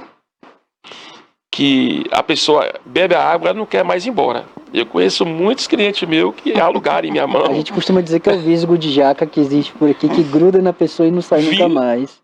Nós estamos aqui perto do litoral, da praia, não é isso? Pertinho ali. Itabuna tem um shoppingzinho, tem as festas, tem aquelas coisas, a cidade também... Você é de Itabuna, Antônio? Nasci e me criei aqui. Muito bom. Na bairro da Mangabinha, né? Você falou, não foi? Nasci na Mangabinha, fui criado no meu bairro, né? E estou aqui hoje. Hoje eu moro no Góes Comum, né? Graças a Deus, a meu dom Deus, né? Tenho hoje meus escritórios e na luta com Qual cidade você tem escritório? Olha, Itabuna já temos o nosso já é que é a matriz. Fica onde? No Jardim do o de Léus está sendo inaugurado já, porque a gente está fazendo uma arrumação nele. E aí agora o próximo é Porto Seguro. Vai ser muito bom lá, viu? Nós estamos de olho em Porto Seguro, de olho em Raia da Ajuda. Já trabalha com Itabuna, Ilhéus. Você estava conversando com a gente ali nos bastidores que vocês trabalham com imóveis também em Itacaré. Muito procurada. Muito procurada. Porto Seguro. Porto Seguro, Barra Grande. Nessas cidades todas, é mais aluguel, mais vendas ou tá metade? A venda, ela tá em todo lugar, né? E o aluguel também. Do aluguel sai a venda. O turista vem passear, ele gostou, namorou a cidade. Tem um terreno aí, me mostra aí, vai construir, corretor, não é? Gostei muito de você. Sensacional. Você é muito simpático. Me arranja aí uma casa, um negocinho para mim comprar, que eu quero fazer investimento aqui. E aí, né, a gente está aqui, porque o aluguel realmente agora cresce nos litoral, né? Ilhéus, Itacaré, Porto Seguro, né? É um grande momento agora de um grande trabalho, né? É muito trabalho também para o corretor, né? Porque você vai fazer vistoria, né? Aquela coisa toda, e vem muita gente. Tem casa que se aluga, aí eu já vou explicando, porque a pessoa fala para você, eu quero alugar uma casa. Quantas pessoas é? 8 pessoas, aí traz 20. Nossa. Então a nossa imobiliária é regra, a gente trabalha com regra. Passou um documento bonitinho, porque o dono também fica satisfeito, né? Quando a pessoa sai, que ele entrega a casa para você, entrega do mesmo jeito. Então tem vistoria de garfo, de faca, de prato. Imagine, hein? Então é um dia, estou dizendo, é o dia todo uma vistoria. Administração, né? Que se uma administração, quer dizer, quando a gente está alugando, a gente tem que alugar e terminar e dar tudo certo. A gente não pode fazer um serviço, você não recebeu pelo serviço, não foi contribuído pelo serviço, sua empresa não recebeu, então faça um trabalho. Uma assessoria mesmo, né? Não é isso? Então você sai de lá todo tranquilo, né? O cliente vai também, o outro vai te procurar, né? E por aí começa. Muito bom. A né? gente lembra, pessoal, você que está nos assistindo em casa ou pela internet, que o quadro Gente de Vitória, aqui pelo programa TVI News na TVI, ele é transmitido pela TVC no canal 24.12, você pode assistir em Ilhéus ou em Itabuna, você pode acompanhar a nossa programação através do canal TVI News Play no YouTube e participar do nosso chat lá no YouTube mesmo, mandando suas perguntas, comentários ou através do nosso WhatsApp, o WhatsApp do quadro Gente de Vitória, que é o 73988093838. Já temos algumas perguntas chegando aqui para você, viu, Antônio? Oh, que bom. Desde antes da gente entrar no ar, a gente já tinha algumas perguntas. Que ótimo. E a gente, eu adoro. Daqui a pouco, tenta fazer um bate-pronto contigo nessas perguntas que estão chegando aqui. Adoro. Tá certo? Antes da gente começar com essas perguntas dos nossos telespectadores, eu queria que você comentasse o seguinte. Ontem eu estava assistindo num telejornal uma reportagem que vem justamente de encontro com essa entrevista que nós estamos fazendo aqui hoje, né, que falou justamente sobre aquela crise que está acontecendo no mercado imobiliário, porque as pessoas não estão mais com aquela tendência de guardar dinheiro na poupança para investir em imóveis. Né? A reportagem utilizou como ilustração um personagem que tinha feito o pagamento de 80% do valor, né, com o dinheiro que estava na poupança, mas por algum motivo que eu não sei lhe explicar exatamente agora, ele não conseguiu receber o apartamento dele como ele gostaria. Mas independentemente disso, as pessoas estão perdendo esse costume de guardar o dinheiro para investir num imóvel. É exatamente assim que está acontecendo? Como é que você avalia esse mercado imobiliário? E essa parte, juntar dinheiro para comprar um imóvel, é esse o caminho para poder conseguir chegar lá? Olha, é uma poupança. Se você comprar um apartamento hoje e sair do aluguel, já é uma... Porque assim, eu vejo meus clientes, é difícil porque a prestação tá cara, né? Tem a taxa Selic, né? Quando ela aumenta, né? E fica mais fácil de comprar, né? O juro vai mais baixo. Mas assim, olha, eu acho que o cliente, ele tem que comprar. Porque você já pensou você pagar um aluguel todo mês, você pagar uma coisa que não é seu? Lembrando que hoje tem faixas de imóveis para todo mundo. Para todo mundo. Né? Especialmente com os programas do governo federal. Isso. Então, o que acontece? Nunca vai ficar ruim. Eu tenho certeza, porque o mercado imobiliário é uma coisa que, se você pensar bem, você vai comprar uma casa e você vai sair do aluguel. Você não vai ficar mais no aluguel. É uma poupança. Você compra uma casa por 300 mil, daqui a um ano ela vale 400. O que você está pagando, você está tendo o seu dinheiro rendendo mensalmente. Então você está pagando um aluguel. É tanto que tem muita gente que tem um FGTS parado. Pode pegar seu FGTS, a oportunidade, porque é uns momentos, né? É um dos pouquíssimos casos em que o governo federal e a lei, a legislação permite que você tenha acesso, né, ao seu FGTS. Isso. Né? São casos muito específicos, ou em casos de doenças terminais, ou para comprar um imóvel, ou para reformar um imóvel, né, próprio. Isso. Ou para casar também, parece que ainda tem, né? Para Ou não casar, tem mais? Não pega mais, não? Olhei, mas eu vou olhar. Não. Eu não, acho que não, só para... Mas antes era assim, pegava o FGTS para casar. Para casar? Sensacional. Sim, eu não sei se está assim ainda, mas se não for, eu gostaria que sim. Mas seria bom, viu? Ia ser uma ideia muito boa. Seria bom. Tá? Antônio, uma pergunta básica. Sim. Tem gente que tem medo de comprar um imóvel na planta. E aí você chegou lá. Por que a pessoa tem medo de comprar um imóvel na planta?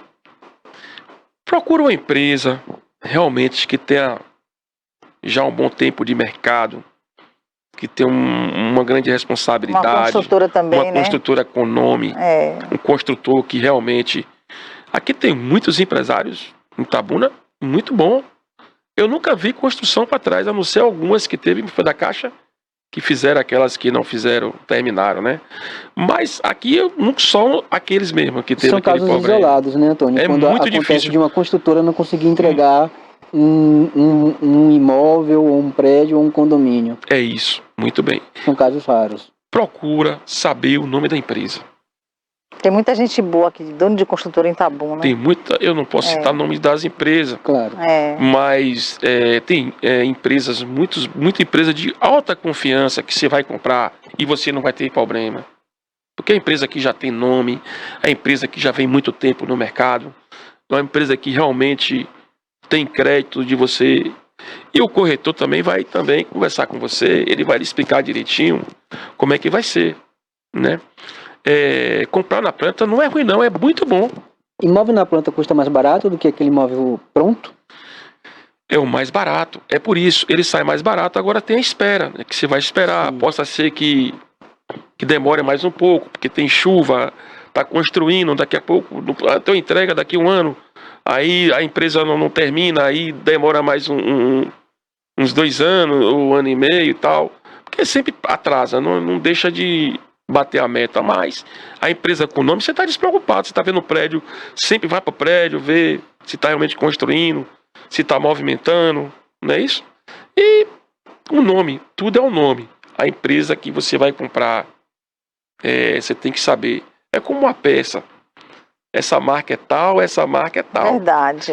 Então você tem que pegar uma marca boa para depois você, eu reclamei, comprei a peça ruim. Então a empresa, uma marca boa, pode ter na certeza que é sucesso. É credibilidade. É vitória. É vitória. É. E eu tenho dito muito para os meus clientes. Muitas vezes o cliente quer comprar um terreno. Eu quero construir. É ótimo construir, que você faz a sua casa do seu jeito. Mas muitas vezes também você acaba também comprando um terreno, né? E muitas vezes não bate o valor que você pensava e para a obra. Para a obra. Existe né? muito mesmo. Então muitas vezes você comprar pronto, saindo da responsabilidade é melhor. E traz um arquiteto. Faz uma reforma, muda algumas coisas. Né? Isso é uma instrução. Pega uma coisa já andado, né? E você vai ficar tranquilo. Porque depois você, assim, vou gastar 200 mil. Aí você chega a 240 mil, 250 mil, não gastou. Aí vai gastar mais, você já pode pensar, quando você começa a fazer uma casa, você vê aquele lustre bonito, você vê um porcelanato, eu quero botar aquele. É verdade. Eu quero aquele, então a obra já começa a aumentar. Com certeza. E aí você, quando for, mas eu faço do meu jeito, eu vou fazer, eu vou construir, mas o gasto... Vou querer um closet bem... sempre. Não tem jeito, construção é uma coisa que não é, você não para. Você não para. Eu construí um prédio há pouco tempo, um prédio que eu fiz. Eu falei assim, eu vou gastar tanto. Mas não teve jeito, eu quero fazer bem feito. Eu não sei deixar para trás. Você construiu para aluguel? Eu construí para alugar. Mas eu quero um porcelanato bom, que ninguém bota. Mas eu quero deixar lá. Um dia quando eu for vender, o cliente vai olhar, eu gostei. Lembrando que imóvel também é um tipo de investimento, não é, Antônio? E grande. Imóvel se desvaloriza ou se valoriza no decorrer do tempo? Como é que você avalia Só faz valorizar. essa flutuação de mercado? Não cai. Não cai. O que a primeira coisa que você tem que fazer é saber comprar. O imóvel que eu compro por 100 mil hoje, eu posso vender por 120 mil daqui a algum tempo. Você tem que procurar um local bom, pra você não perder. Lugar bom você vende bem, lugar ruim você vende mal. Né? Se você conseguir um apartamento numa boa localidade, a tendência dele é vender mais rápido. Se ele for num lugar ruim, ele não vai vender. Vai demorar mais. Então sempre compre num lugar bom. Sempre vi um apartamento bom, um local bom, para você comprar um apartamento do seu realmente, no seu padrão. E que seja coisas boas, para você depois ter um gasto. Um amigo meu comprou um apartamento há pouco tempo. Ele falou, pai, só que entrou numa troca. Eu lhe procurei, mas eu não tinha o valor. E hoje eu estou gastando muito mais. Eu gastei já o preço do apartamento. Aí, e o local? O local também não é bom. Então, com o que ele gastou, então vai empatar o dinheiro, ou vai perder. Apartamento, se você comprar ele 300 mil, daqui um ano é 400. Local bom. Se comprar por 200, é 300. Se comprar por 500, 600, 700. Com um ano. Um ano ele já sobe. Não cai. É difícil. Agora tem que saber comprar. Né? Muito bom. O corretor está aqui à disposição. Agora, por que essa mesma flutuação de mercado, Antônio, a gente não consegue observar em relação aos aluguéis? A gente sabe que são duas coisas muito distintas e bastante diferentes. Mas um imóvel para venda, ele se valoriza muito mais do que o imóvel que você coloca para aluguel, até porque o aluguel ele precisa atender a índices específicos de inflação do ano e por aí vai, essas questões todas. Como é que você observa essa diferença, né, da pessoa que aluga um imóvel e observa que às vezes a flutuação de mercado ela é maior no aluguel, porque há reajustes anuais e aí ela acaba de alguma maneira sendo de alguma forma instigada mais a ter que investir uma parte maior, né, dos proventos que ela recebe, porque ela paga o aluguel, e às vezes ela nem pensa que aquele dinheiro que ela investe no aluguel poderia estar investindo justamente num imóvel próprio. É isso. Geralmente, vou falar sobre aluguel. Aluguel tem um condomínio. Geralmente, a pessoa quer alugar uma casa ou um apartamento e ele tem que pensar também no condomínio. Além do aluguel, tem um condomínio. Então, um apartamento hoje de R$2.000, um condomínio de 900, ele vai para 3.000, não é isso? Então, tudo é custo, vem IPTU, vem luz, tem tudo. Então, vai quase R$4.000 de aluguel.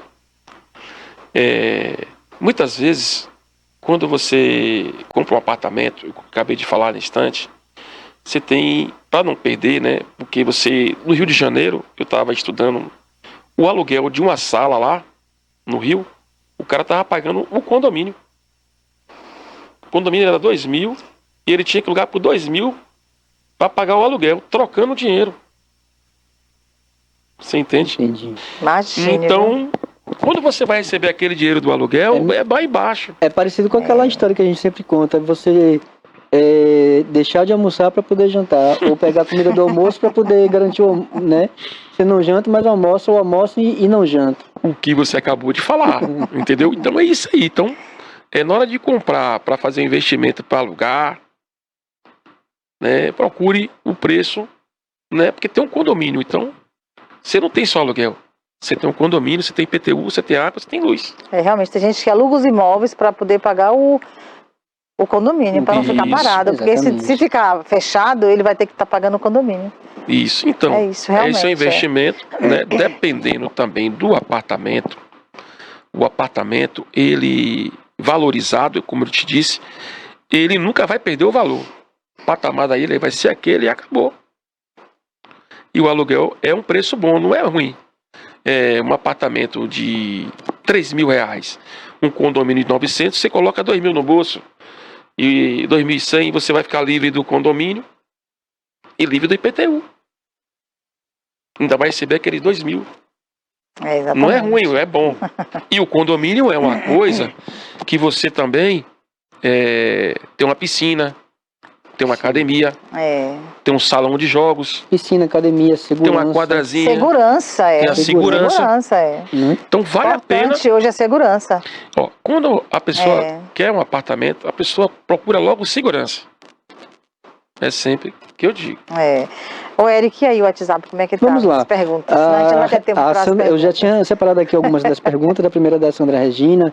Você meio que já conversou um pouco sobre isso, mas ela é mais direta na pergunta dela. Sandra Regina, que está assistindo a gente no bairro São Caetano, aqui em Itabuna. Antônio, quais são as responsabilidades legais de um corretor de imóveis? O que é que ele pode e o que é que ele não pode fazer? O corretor, ele tem que fazer a venda, o aluguel. O dono fica responsável para fazer o contrato ou a empresa fazer. Geralmente, a gente faz o contrato, o corretor, como eu faço, passo para o dono vai olhar, muitas vezes ele quer fazer o contrato dele. A responsabilidade do corretor é apresentar o seu trabalho certo.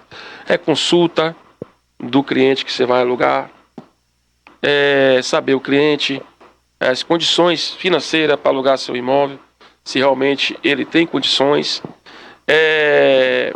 e as consultas. Fiador, né?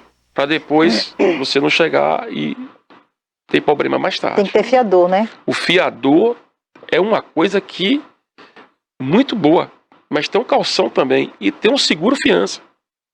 Fala um pouco dessas três coisas, só para a gente entender didaticamente o que é cada uma delas, doutor. Pronto. O fiador é aquele que vai responsabilizar pelo imóvel, pela sua pessoa. A segunda pessoa vai ser ele. Se você não garantiu, se você não pagou o aluguel, se você não pagou as coisas em dias, destruiu o apartamento, quebrou, deixou sem pintar, quebrou a torneira, o fiador é responsável no momento até o locatário não resolver. Se ele não resolver, o fiador vai responder esses atos, né? Nós temos Pelos prejuízos, no caso. Agora, tem muita gente que eu recebo de fora. O calção. O calção é aquele dinheiro que fica uma reserva na mão do dono até ele entregar o apartamento, que seria 3 calção. Um calção que fica lá guardado. Quando você sair, o dono devolve o dinheiro de volta. Por quê? Geralmente, a pessoa não mora aqui na cidade de Itabuna. Aí mora não sei aonde, fora da cidade. Aí muitas vezes o dono não quer um fiador de fora. Então existe caução para poder o aluguel ser feito. No caso, o dono não aceita caução ou não tem um fiador, pode fazer o seguro. O seguro fiança que você falou. A gente faz também.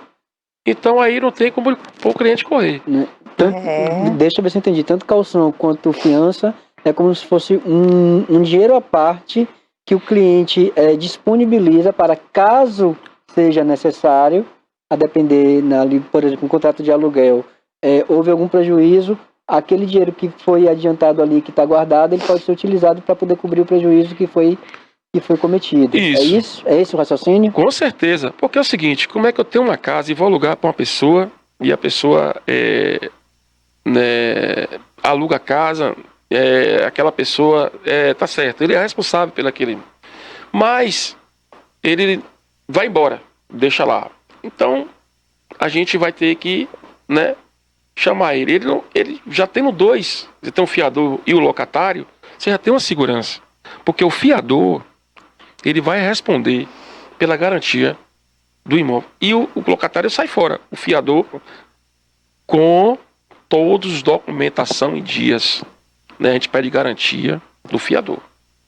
No caso o dono não aceita o fiador, existe caução. O caução fica lá guardado.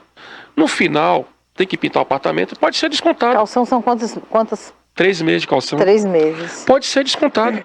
O calção pode ser Se descontado. tiver tudo certinho, usou o imóvel, entregou o imóvel certinho, aquele dinheiro dele. Eu tenho aquela fiança lá, eu quero terminar a pintura e tal. Não tem problema. A gente vai descontar. E o fiança, seguro fiança também é ótimo. A parte do aluguel. Agora vem a parte da venda. Vamos lá na venda. Vamos lá. A venda, porque é o que a gente respondeu, A venda, o corretor, ele tem que tirar os documentos certos, a certidão, para ver se tem alguma restrição, se tem alguma penhora, se aquele apartamento, ou casa, ou seja, o terreno, ou fazenda, uma coisa tem que estar tudo em dias, que é a parte do corretor, passar para o comprador, e aí dali, estando tudo certinho, aí vamos fazer a escritura. O corretor acompanha o cliente até o final da venda. E quando fecha, tão bom, né? É alegria. Tudo certinho. Aí você fica feliz. O Pedro Ribeiro, ele tá no Gosto Comum, aqui em Itabuna também. Ele faz uma pergunta, e em cima da pergunta dele eu já engancho outra pergunta que me veio aqui na mente. Quais os serviços que um corretor de imóveis pode oferecer, além da intermediação de compra e venda? Aí vem a seguinte situação. A pessoa construiu uma casa, ou um imóvel, ou um prédio, mas ela construiu, ela não é arquiteta, ela não é engenheira, ela é conhecedora do assunto, E aí pegou aquele terreno ali, só tem a escritura do terreno, mas não fez absolutamente nada em relação à legalização do imóvel depois de construído. O corretor, ele pode ajudar na legalização da documentação daquele imóvel depois de construído, digamos assim, por autodidatismo, ou Antônio? Aí, cada caso, a gente estudar. No caso dele aí, ele tá com uma obra, tá sem a documentação. Pode sim, o corretor faz essa parte. Ele pode ir para o cartório, ele pode buscar os documentos e averbar, aquela obra ou aquele prédio ou casa, seja o que for. Muitas vezes aqui em Itabuna tem muito isso. A pessoa começa ter um terreno, mas não averba, não averba a casa. E quando você vai vender pela caixa, não passa. Então tem que terminar.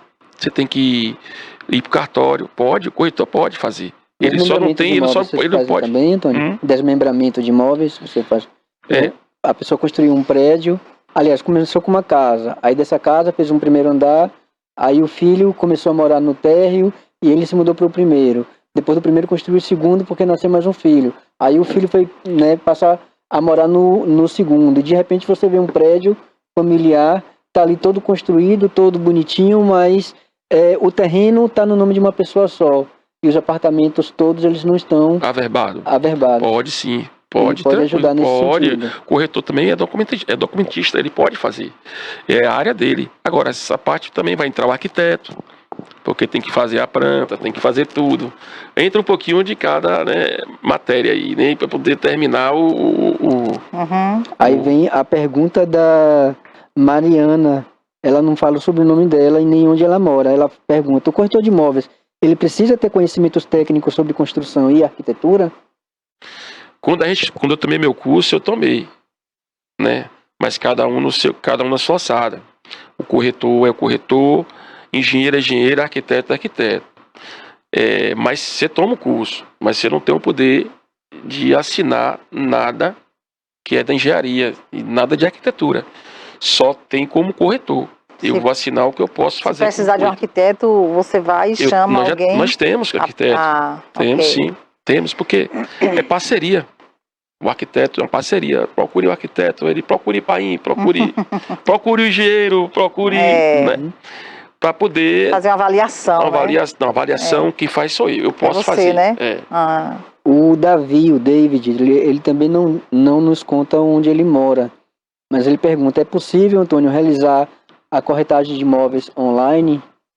Principalmente, sim, né? lógico. A gente mora em outra cidade, quer vir para cá, ou mora aqui e quer ir para outro lugar.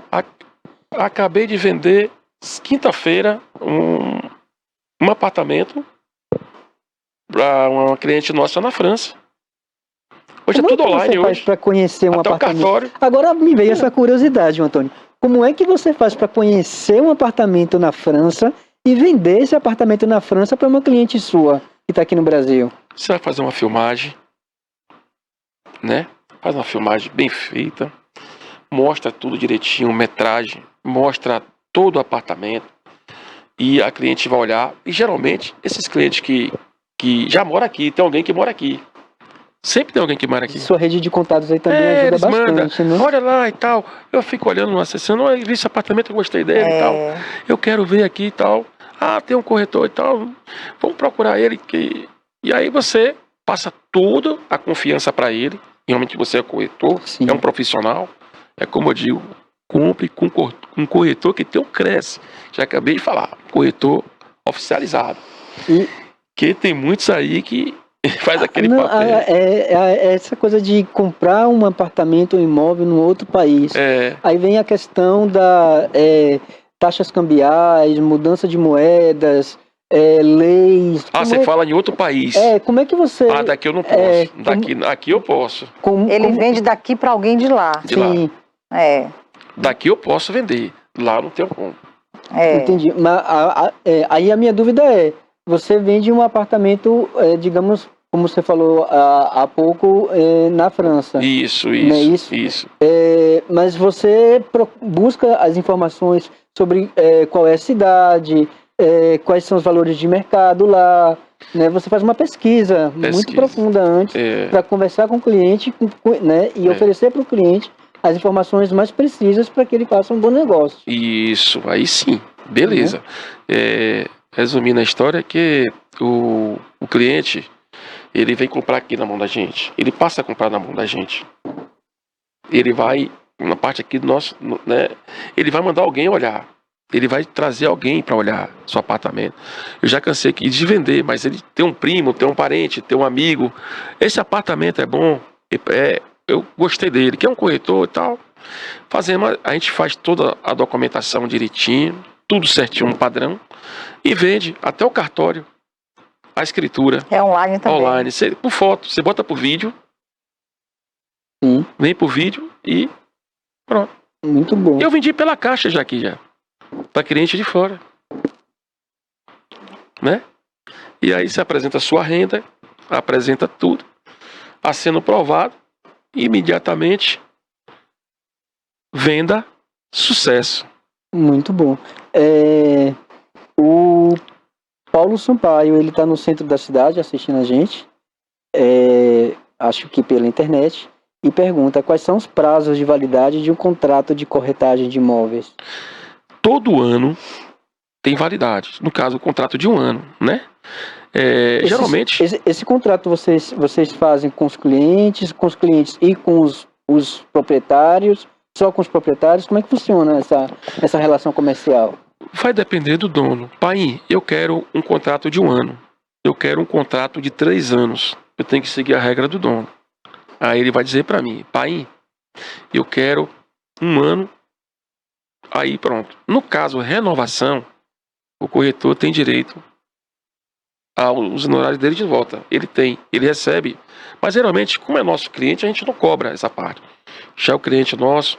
Mas essa parte anual, encerrou o contrato. Se for um contrato de 3 anos, fica renovando todo ano.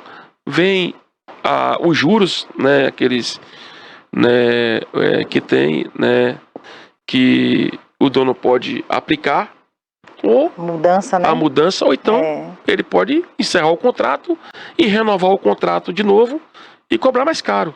E se o inquilino desistir, esses 3 anos que o inquilino falar, eu não quero mais, ele paga uma multa, é isso? A multa geralmente é aplicada quando você desiste do contrato, né? Então, quando você desiste do contrato, você paga a multa. Entendi. Aí você tem que pagar a multa. Bárbara chegou aqui, a gente tem quanto tempo, minha linda? Tá, 5 minutinhos dá para fazer ainda, mas 2 ou 3 perguntinhas aqui. Como é que um corretor avalia o valor de um imóvel? Quem pergunta é a... Desculpe, não estou conseguindo ver o nome aqui, porque tá um monte de tracinho, coraçãozinho no WhatsApp dela, então não dá para identificar a pessoa. Mas ela pergunta, como um corretor de imóveis avalia o valor de um imóvel? Aí ele vai lá olhar o apartamento, ou seja, a casa, qualquer um, olhar o valor que vale e fazer a avaliação. Geralmente, a avaliação a gente cobra. Quando você passa a me dar exclusividade, eu já não cobro. Mas toda avaliação é pago. Inclusive, eu sou avaliador e sou perito também. E eu faço perícia e avaliação. Lá, minha esposa também, ela é perita e também faz avaliação. Então a gente trabalha já... curiosidades, qual a diferença da avaliação e qual para a perícia? A perícia. Isso. Nós aí tem que ser aí tem uma família que tem 3 herdeiros. Sim. E os 3 herdeiros querem vender. Um aceita o valor, o outro não aceita. Aí vamos chamar a perícia, ou vamos chamar a perícia. Para ver o valor, um avaliador e tal. Realmente a perícia ela vai diretamente quando a gente já vem do. A gente faz a perícia para o fórum, né, mandados, e a gente consegue fazer, a gente pede, manda um laudo, porque a pessoa quer saber o valor, né, do seu imóvel, para saber quanto é que vale, né? E não quer ficar para trás, um diz que vale mais, outro diz que vale menos. Os herdeiros, né? Aí aquela confusão toda. Então vamos chamar o corretor, ou então o avaliador. E aí pronto, aí quando vai para muitas vezes judicialmente, quando vai judicialmente já está lá no... Aí o juiz pede.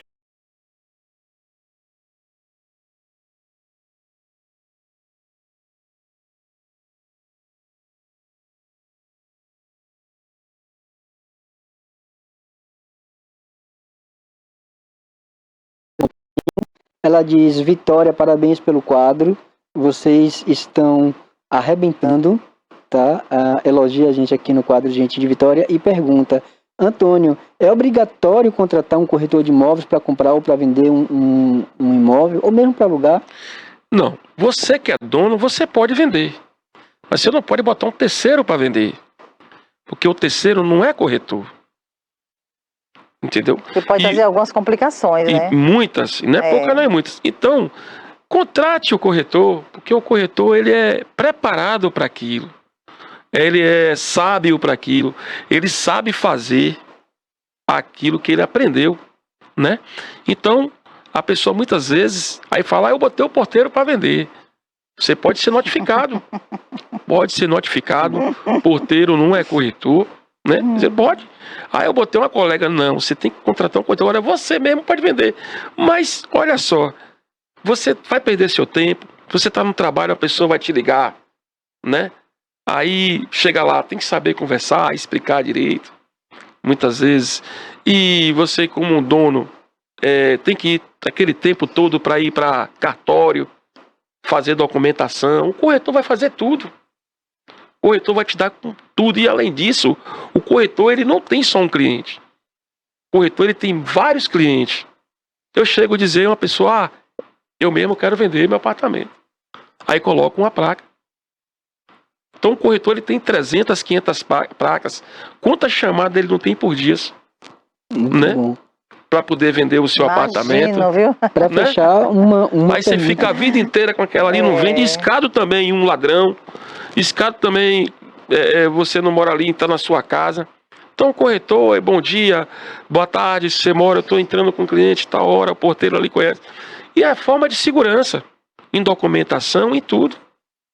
Né? Você anda mais rápido.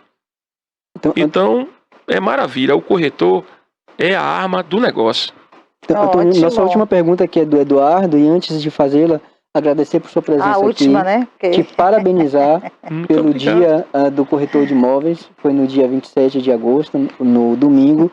E a pergunta do Eduardo te coloca contra a parede, tá? Ele pergunta assim: ô Antônio, o corretor de imóveis, ele pode apresentar... olha só, ele pergunta se pode. Sim. Pode apresentar imóveis apenas de uma única imobiliária ou pode apresentar de outras imobiliárias também? Ele sendo corretor, pode. Sim. Pode. Se ele é corretor... De uma única imobiliária, ele pode. Não, ele pode ter parceria. A parceria é a arma do negócio. Corretor tem que ter parceiro. Perfeito. Se você parceria, você não vende. É fácil. Porque você tem às vezes você tem um produto e o colega, aquele produto você tem, mas você não tem o comprador. Ou você tem um comprador e você não tem um produto. Então ali aquele cliente está solto. Então é fácil a parceria, você correr atrás. Eu acho bonito, de forma de ética, trabalho sério, né? Porque eu acho bonito, eu acho até bom a parceria de ética, forma séria. Eu acho o seguinte: nós não trabalhamos só, a gente trabalha com parceria. Ótimo. Seja com o construtor, seja com o dono, seja com o corretor, com todos. Mas a parceria é fundamental. Chegamos ao final. Pronto. Ok, Bárbara já está ali me olhando. Então, agradecer a você por estar aqui com a gente hoje, colaborando, viu, muito com a sua vida, sua história e seu conhecimento aqui para o programa Gente de Vitória. Muito obrigada, que Deus continue te abençoando. Que Deus abençoe Eric Tadeu também. Obrigado, Vitória. Que Deus abençoe a todos aqueles que fizeram parte hoje desse quadro Gente de Vitória. E até a próxima quinta-feira, né? Quinta-feira, estaremos aqui. Estaremos aqui. Obrigada, Bárbara.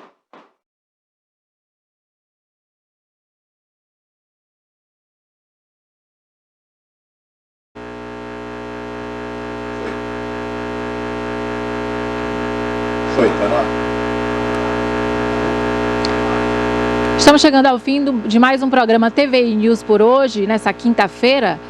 E obrigado pela sua audiência. Até amanhã às 10 horas. O próximo programa que você assiste agora no ao vivo é o Alerta Cidade com Denilton Santos. Para você que vai acompanhar o programa gravado, tem outras grades para você assistir e se divertir com sua família. Muito obrigado e até amanhã com fé em Deus. Tchau, tchau.